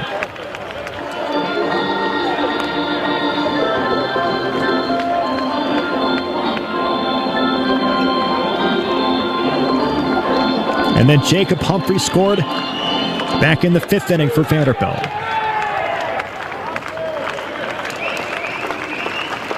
The 0-2. Check swing. Did he go? He did. They punch him out down at third base. A big call. Danny Cricks sends Pike back to the dugout, 2 down.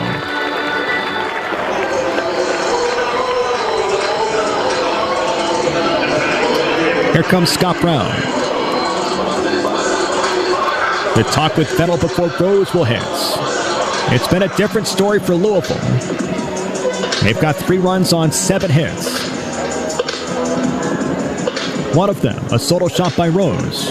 A solo shot by Klein.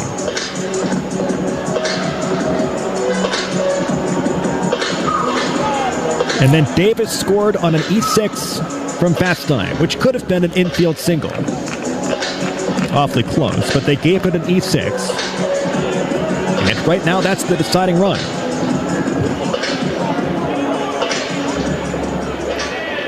Here we go. Vettel versus Rose, top of the 8th inning.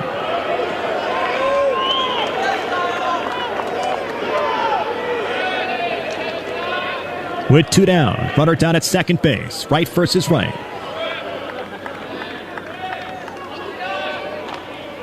Vettel throws. Fastball for a strike outside corner. No balls, 1 strike, 2 down.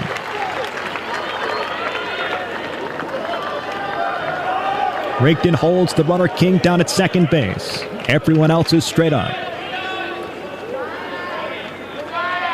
The 0-1. Inside. Changeup. 1 ball, 1 strike, nearly hit him. 2 down. So a double for King. He's down at second base. There's 2 outs. Top of the 8th inning. Vanderbilt trails 3-2.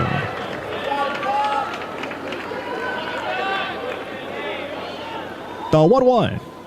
There's a hard hit ball towards center field. Austin is back at the track. He backpedals. He makes the catch. We're done with the top of the 8th inning. It stays 3-2.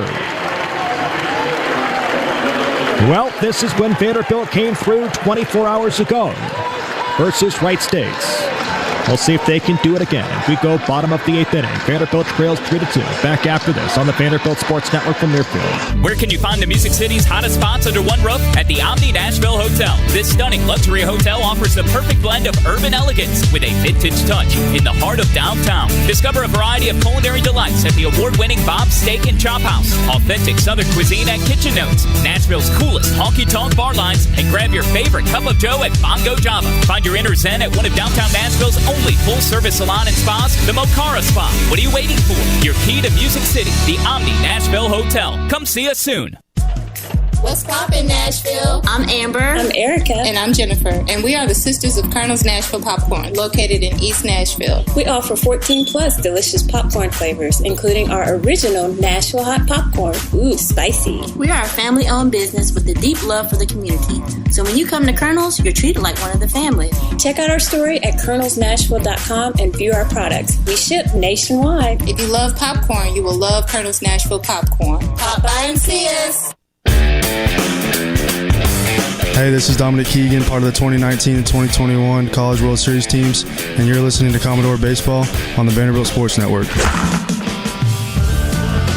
That's what I came with you from the network studios. Couple of scoreboard updates from the regional round. A couple of good ones in the Auburn Regional. It's Tigers 5, Tigers 7. Stetson Hatters have 5 after they scratch across 2 runs in the 7th inning. They go to the top of the 8th there. Plus, in Austin, the UTSA Roadrunners played 3 runs in the 6th inning to take an 8-6 lead there against the number 1 seed in the Austin Regional and the number 2 seed overall Texas Longhorns. It's 8-6 UTSA in the bottom of the 6th inning. A good one there and a good one here as we go to the final couple of innings here in Hawkins Field. Hey, Gus, thank you so much. We go bottom of the 8th inning. Vanderbilt trails by 1, 3-2.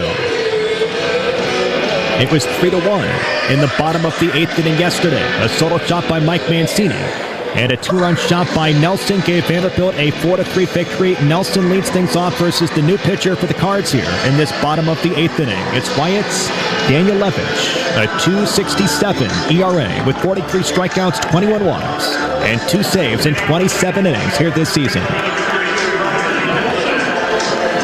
A junior from Michigan versus a junior from Texas.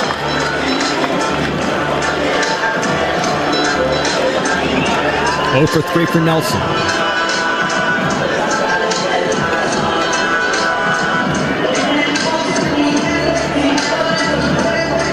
Number 32 waits.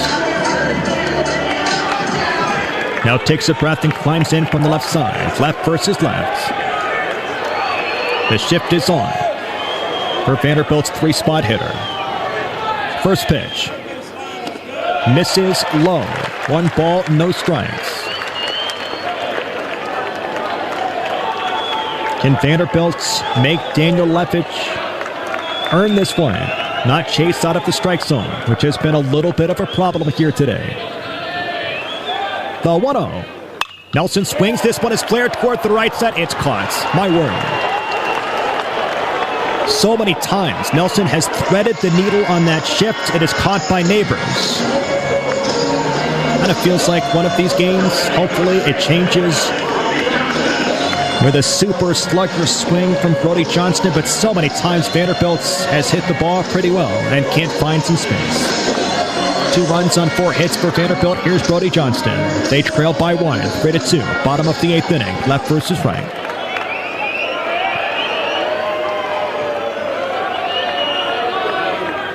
First pitch. Breaking ball. Drops in. Brody does not like the call. Thought it was high. Takes a moment.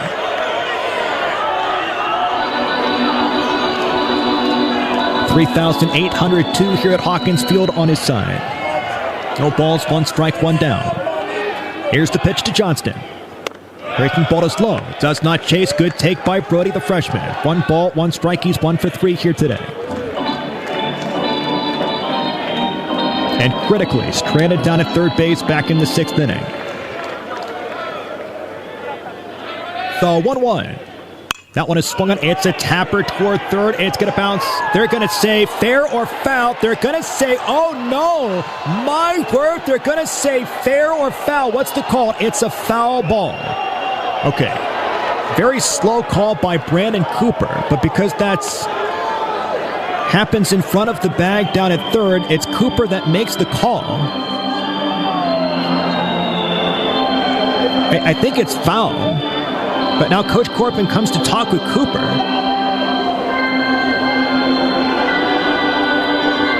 And it's going to be a foul ball. It just took Cooper a long time to signal that. And here comes Dan McDonald now.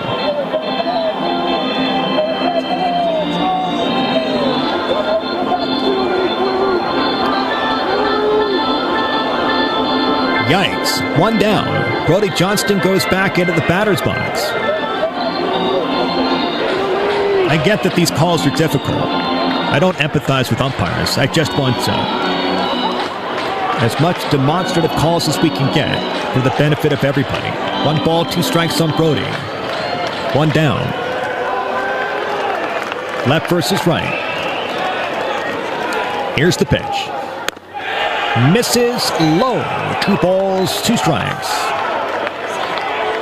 Count goes to 2-2. And he trails 3-2, bottom of the 8th inning.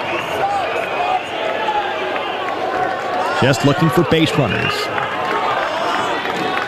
2 balls, 2 strikes, 1 down. He throws. Fouls it off.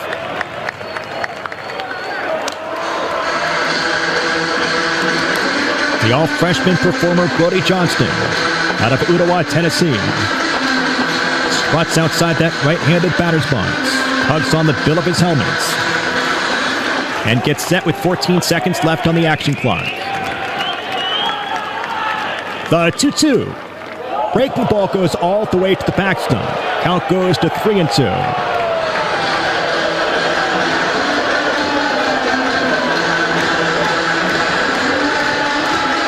Wyatt's Daniel Levitch tried to snap off a breaking ball to strike out Johnston and send it sailing. Bases empty, 1 down. Bottom of the 8th inning. Brody's at the plates, the 4th spot hitter for head coach Tim Corbin.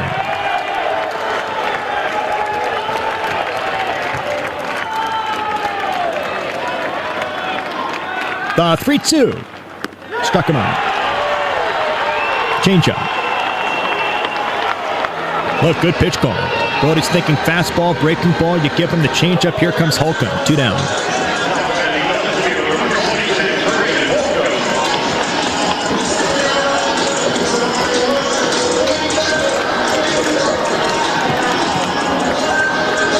We're bottom 8, 2 down.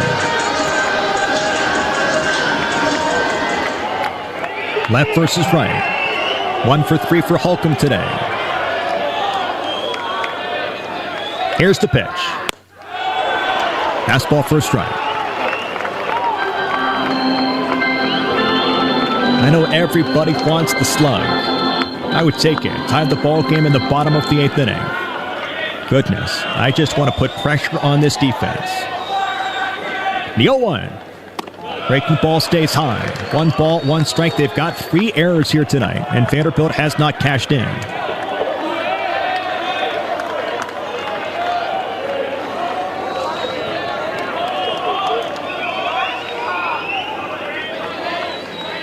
The 1-1. Foul tipped. And a strike. 1 ball, 2 strikes at Holcomb, 2 down.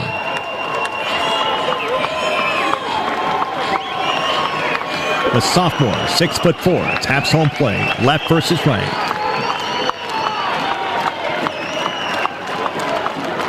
The lefty junior looks at his catcher. Good 2 down. The 1-2. Inside. 2 balls, 2 strikes.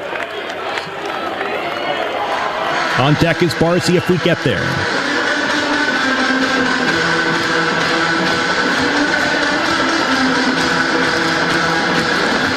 No hits for Vanderbilt since Holcomb back in the 6th inning. The 2-2.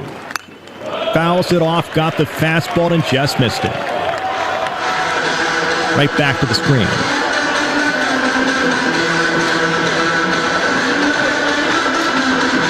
Head coach Tim Corbin patrols that third base coach's box, tugs on his belt.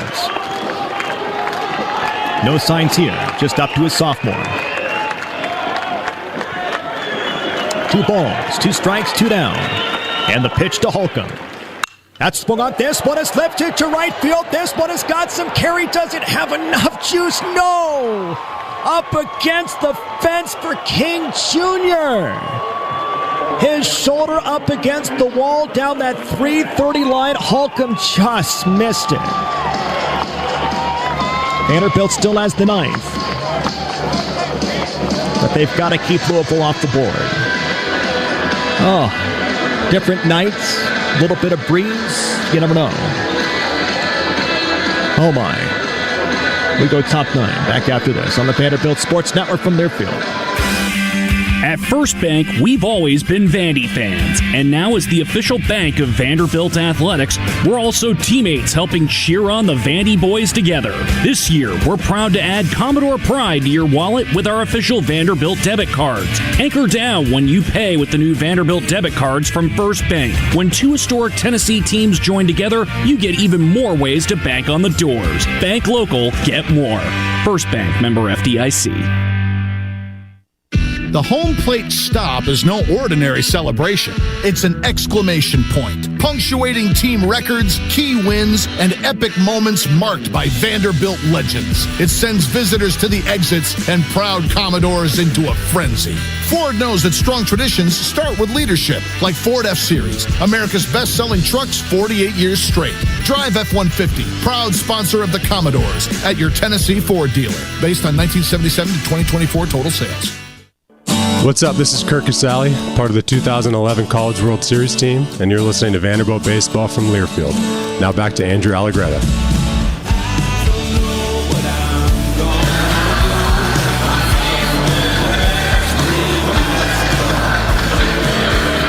We go top 9. Vanderbilt trails 3-2. With Diego Pavia and Eli Stowers in attendance, they've got some clutch genes. So does this team. They have done this before. But no bigger situation than now to keep Louisville off the board. It would take Davis to lead things off, the 6'4" lefty from Philadelphia versus Fennell. Again, Vanderbilt trails 3-2. Here's the pitch. First one's up and away. 1 ball, no strikes. This is the winner's bracket game. Loser takes on Wright State at 2 p.m. tomorrow. The 1-0. Oh. Inside. 2 balls, no strikes. Fennell's trying to be careful versus Davis. Has 18 home runs. It's tied for first in the ACC. Did not get the call. 3 balls, no strikes. Looks like we'll get a pinch hitter for Louisville, regardless of the result here for Davis. The 3-0.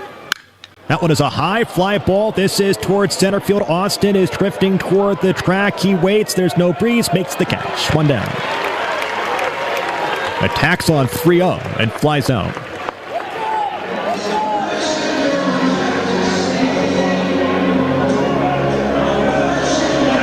Excuse me. So we've got Neighbors, not a pinch hitter. Kind of gave me the fake out. I think he went back for a new bat in the dugout. So I thought the new guy jumping out was the new guy. It was just Neighbors. 1 down. Base is empty. Neighbors waits. Looks down at the plates. Looks at Fennell. Here comes Fennell. First pitch. Pops up, foul. Straight back. No balls, 1 strike. Well, Vanderbilt will send in the bottom of the 9th inning. Barzy, Vastine, and Humphrey to the plate. 6, 7 eighths. The 0-1. Off the plate. 1 ball, 1 strike.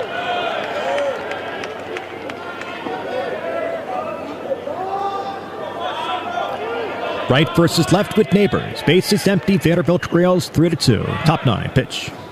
Doesn't get the call. Misses low. Changeup. 2 balls, 1 strike.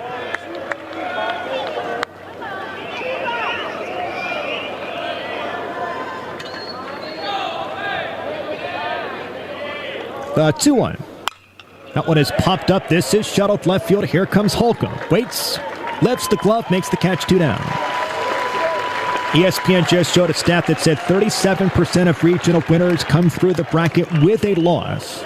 So basically a third of them. For Vanderbilt, in their 6 regional victories at Hawkins Field, 5 of them have been sweeps. 1 was not. That was 2013. Here's Alex Alicea. 2 down. Bases empty. Vanderbilt trails 3-2. 2 runs on 4 hits. 1 error for Vanderbilt. 3 runs on 7 hits. 3 errors for Louisville. First pitch, right versus left. Shows bunt, lays it down. Here comes Brody. He's going to barehand. He steps, he throws the stretch. Oh! Vanderbilt's got to challenge that, huh? Nelson with the stretch. They called it safe. Corbin pops out. Ton of speed for Alicea. This is the 9th inning, so not sure if Vanderbilt's going to be the one that challenges it or if it's umpire initiated. That sure looked like it was really close in real time. Brody was ready for it.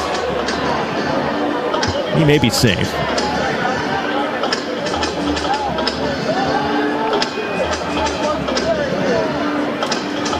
Boy, it's going to come down to the spikes as we take a look here in the booth. We will get a challenge here.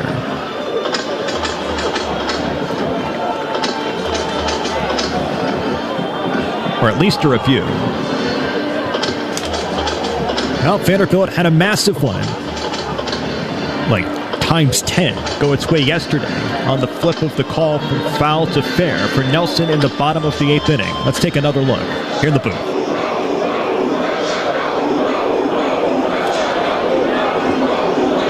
He might be safe. Aldacea's got wicked wheels.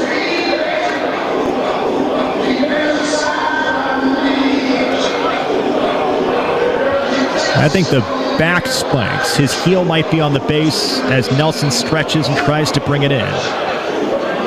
Well, Vanderbilt might have to deal with Lucas Moore with 2 down and Aldacea down at first base, and certainly you would think a steal is in the back of the mind of Louisville.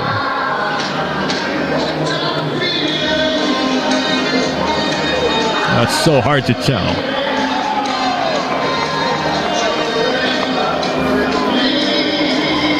I think he's going to be safe, as much as I wish to report otherwise.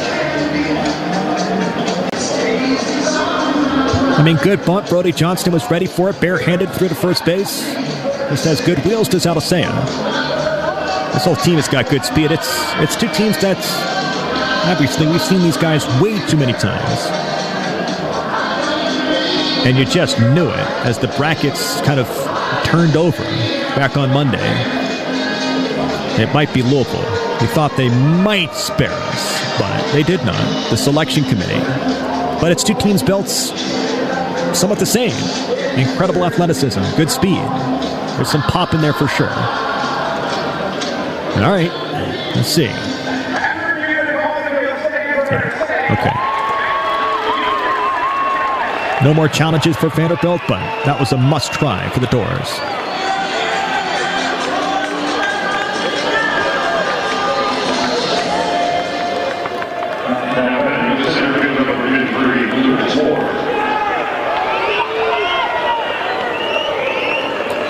Right versus left for Lucas Moore. Pickoff move back to first. Aldacea is safe.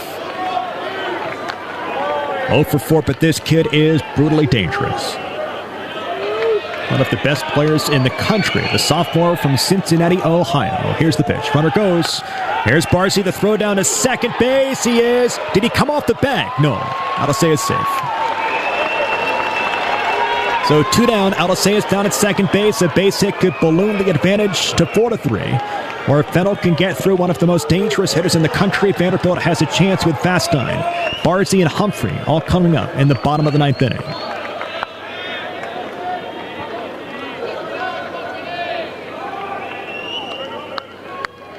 The 1-0. There's a pop-up. This is to left field. It's going to be tricky. Who's going to take charge? Here's Holcomb. He comes on, makes the catch.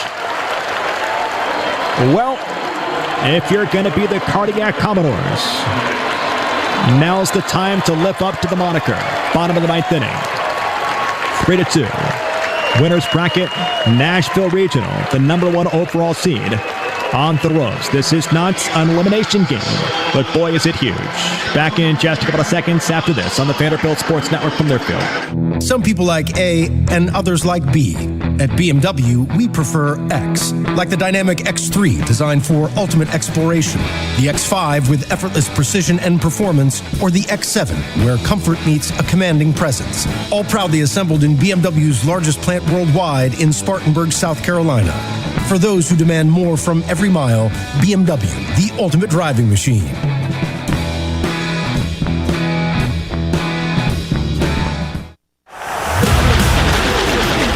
What happens when the thrill of Powerball meets the thrill of NASCAR? You get a chance to win an exciting trip for two to the NASCAR Championship Race in Phoenix, Arizona. Plus, the chance to win $1 million in a special drawing. Enter the NASCAR Powerball Playoff Second Chance Drawing at TNVIPRewards.com between May 10th and June 30th for your chance to win. The Tennessee Lottery. Game-changing fun. Please play responsibly. NASCAR is used with express permission. NASCAR LLC is not a sponsor of this promotion. This is 2021 SEC Freshman of the Year, Enrique Bradfield Jr., and you're listening to Vanderbilt Baseball on the Vanderbilt Sports Network from Learfield.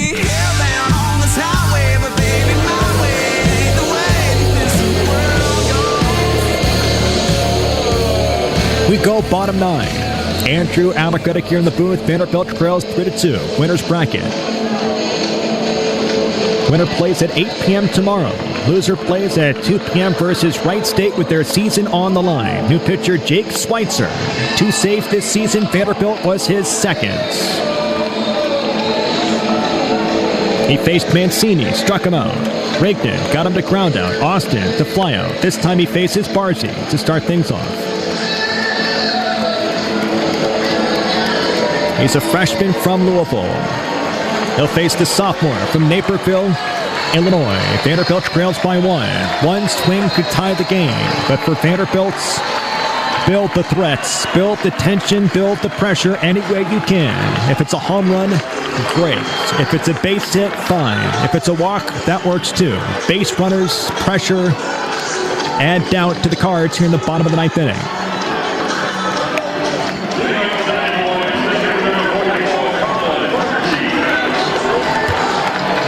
Well, this kid has had big moments this season. A solo shot versus Florida to win the game. A multi-home run performance versus Tennessee. What now for Barzy? First pitch. Breaking ball. Drops in for a strike. No balls, 1 strike. Wright versus Wright. A 2.41 ERA for Schweitzer. 18 strikeouts, 15 walks. 33 2/3 from the stretch. The 0-1 misses low. Fastball 92. 1 ball, 1 strike. Barzy takes a breath. Looks at his bat and exhales. And he trails 3-2. The 1-1 fouls it off. A tailing fastball inside off the handle off his foot, and he's hobbled for a second.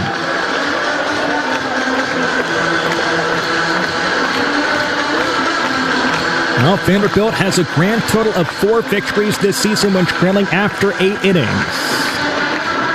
After 7, to be specific. Meaning that the comeback started in the 8th or 9th inning. UC Irvine, grand slam by Nelson. Alabama, 2-run shot by Holcomb. Kentucky, 3-run shot by Holcomb.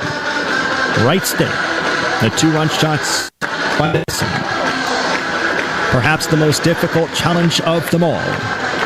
Right now, 1 ball, 2 strikes on Barzy versus Schweitzer. He's good to go. The 1-2 does not get the call. Inside corner, check swing on the fastball. 2 balls, 2 strikes. Moxie the size of Mount Everest to lay off with that pitch. 2 balls, 2 strikes. Leadoff hitter for Vanderbilt, bottom 9. Here's the pitch. Inside, almost got him. 3 balls, 2 strikes. Hawkins Field builds. Black and gold to their feet for Barzy.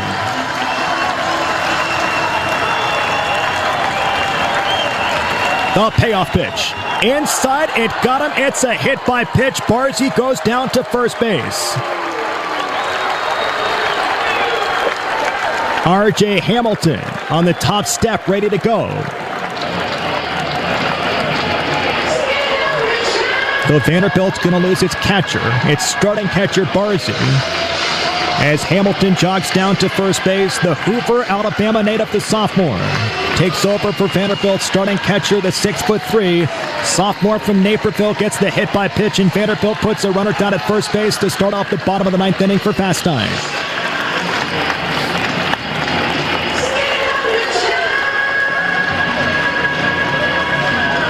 Well, versus Kentucky, it was Barzy with a double to right field, followed by Vastein's walk-off. It's a hit by pitch for Barzy this time, but again, the pressure more difficult, the moment bigger, the consequences larger for the senior who came back for a chance at the road to Omaha, won his second SEC tournament championship versus Ole Miss less than a week ago. But this is the unfinished business for number 13. 0 for 3 tonight. Is there any chance he bunts? He shows one. The third baseman, Monroe, comes in. Davis, the first baseman, does the same. First pitch. Fastball looked low. Vastein stands apoplectic, but Cooper gives the call. No balls, 1 strike. Vastein shows bunt again. Davis backs off. Hamilton is down at first base. Vanderbilt trails by 1. Nobody down. Here's the pitch. Watches a fastball for a strike. No balls, 2 strikes for Vastine. At a triple versus Louisville, back on May 6th. A triple could tie the game. Vanderbilt just wants him on base. No balls, 2 strikes. Schweitzer versus Vastine. Freshman versus senior. The pitch. Struck him out. 1 down.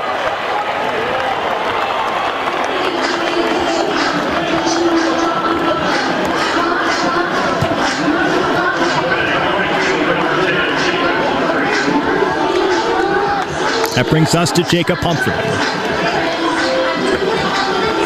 Nothing but fastballs that time from Schweitzer. Right versus right for Humphrey, the senior from Standish, Maine. Hamilton is down at first base, represents the tying run. 1 down, the pitch. Fastball for a strike, top of the zone. No balls, 1 strike. Coach Corbin gives the signs. No balls, 1 strike for Humphrey. The pitch. Swing and a miss. No balls, 2 strikes.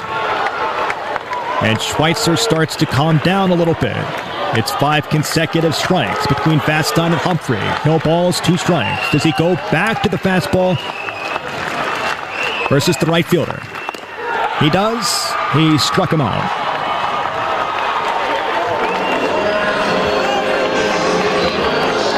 Two down, up to Mike Mancini.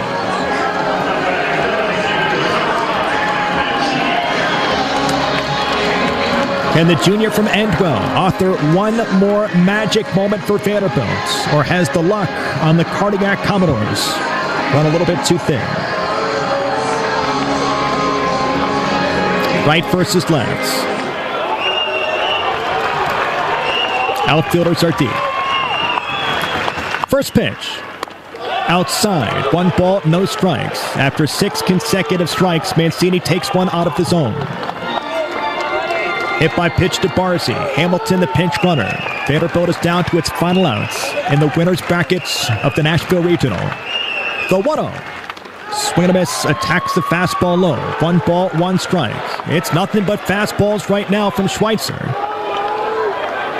Obviously good movement from the freshman out of Louisville. Right versus left, freshman versus junior. A sophomore down at first base, Vandy trails 3-2. The 1-1, outside. 2 balls, 1 strike. If we get there, Rustin Rigdon is on deck.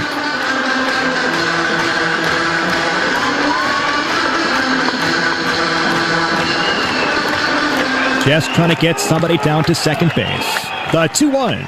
That swung on, hit hard. That's a base hit. Hamilton, he's going to turn the corner. He's on his way to third base. Tim Corbin looks at him. He's going to put up the stop sign. As the throw comes in, it is cut off. Mike Mancini goes to first base with 2 down. Rustin Rigdon's got a chance to tie the ball game.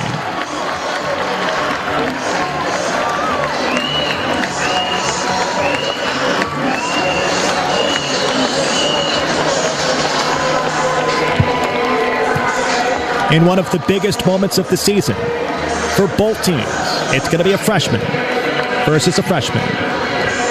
Vandy trails 3-2. Winners brackets, Nashville Regional for the number 1 overall seed. Right versus left. Hamilton's at third base. Mancini's at first base. Hawkins Field is on its feet.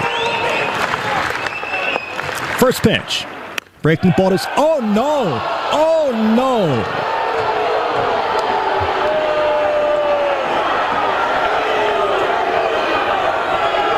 It's called a strike. Jason King calls time. Rightfully so.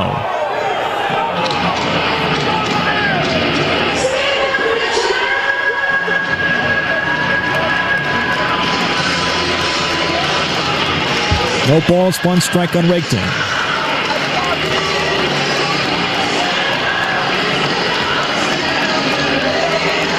Oh for 8 with runners in scoring position here tonight for Vanderbilt. Need to make it. 1 for 9. The 0-1. That's swung on. It's a bouncing ball back up the middle plate by Alicea. The race to second base. They got him. Louisville wins.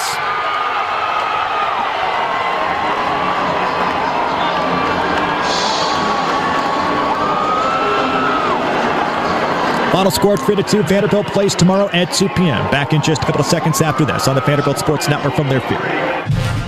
Hey, Commodore fans, the Holiday Inn West End Vanderbilt is your headquarters for week-long entertainment. Stop by the Commodore Grill and enjoy live music from some of Nashville's best songwriters from 6 to 10 p.m., 7 nights a week. Grab a cup of Bongo Java from our coffee bar Brew to start your morning. Brew is in the main lobby. The Holiday Inn West End Vanderbilt, just walking distance from the stadium.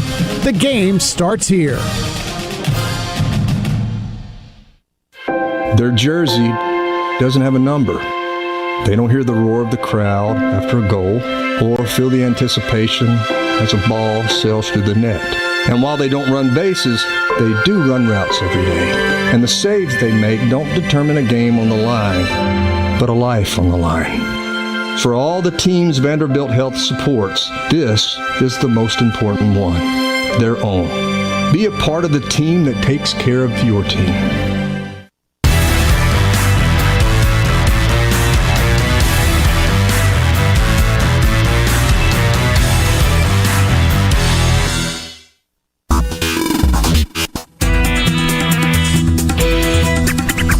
Another Vandy baseball game is in the books. It's time to break it down on the postgame show. Today's broadcast has been brought to you by First Bank, the official bank of Vanderbilt Athletics. Your Mid-South Ford dealers. Built Ford tough. Martin and Zerfoss Insurance Agency.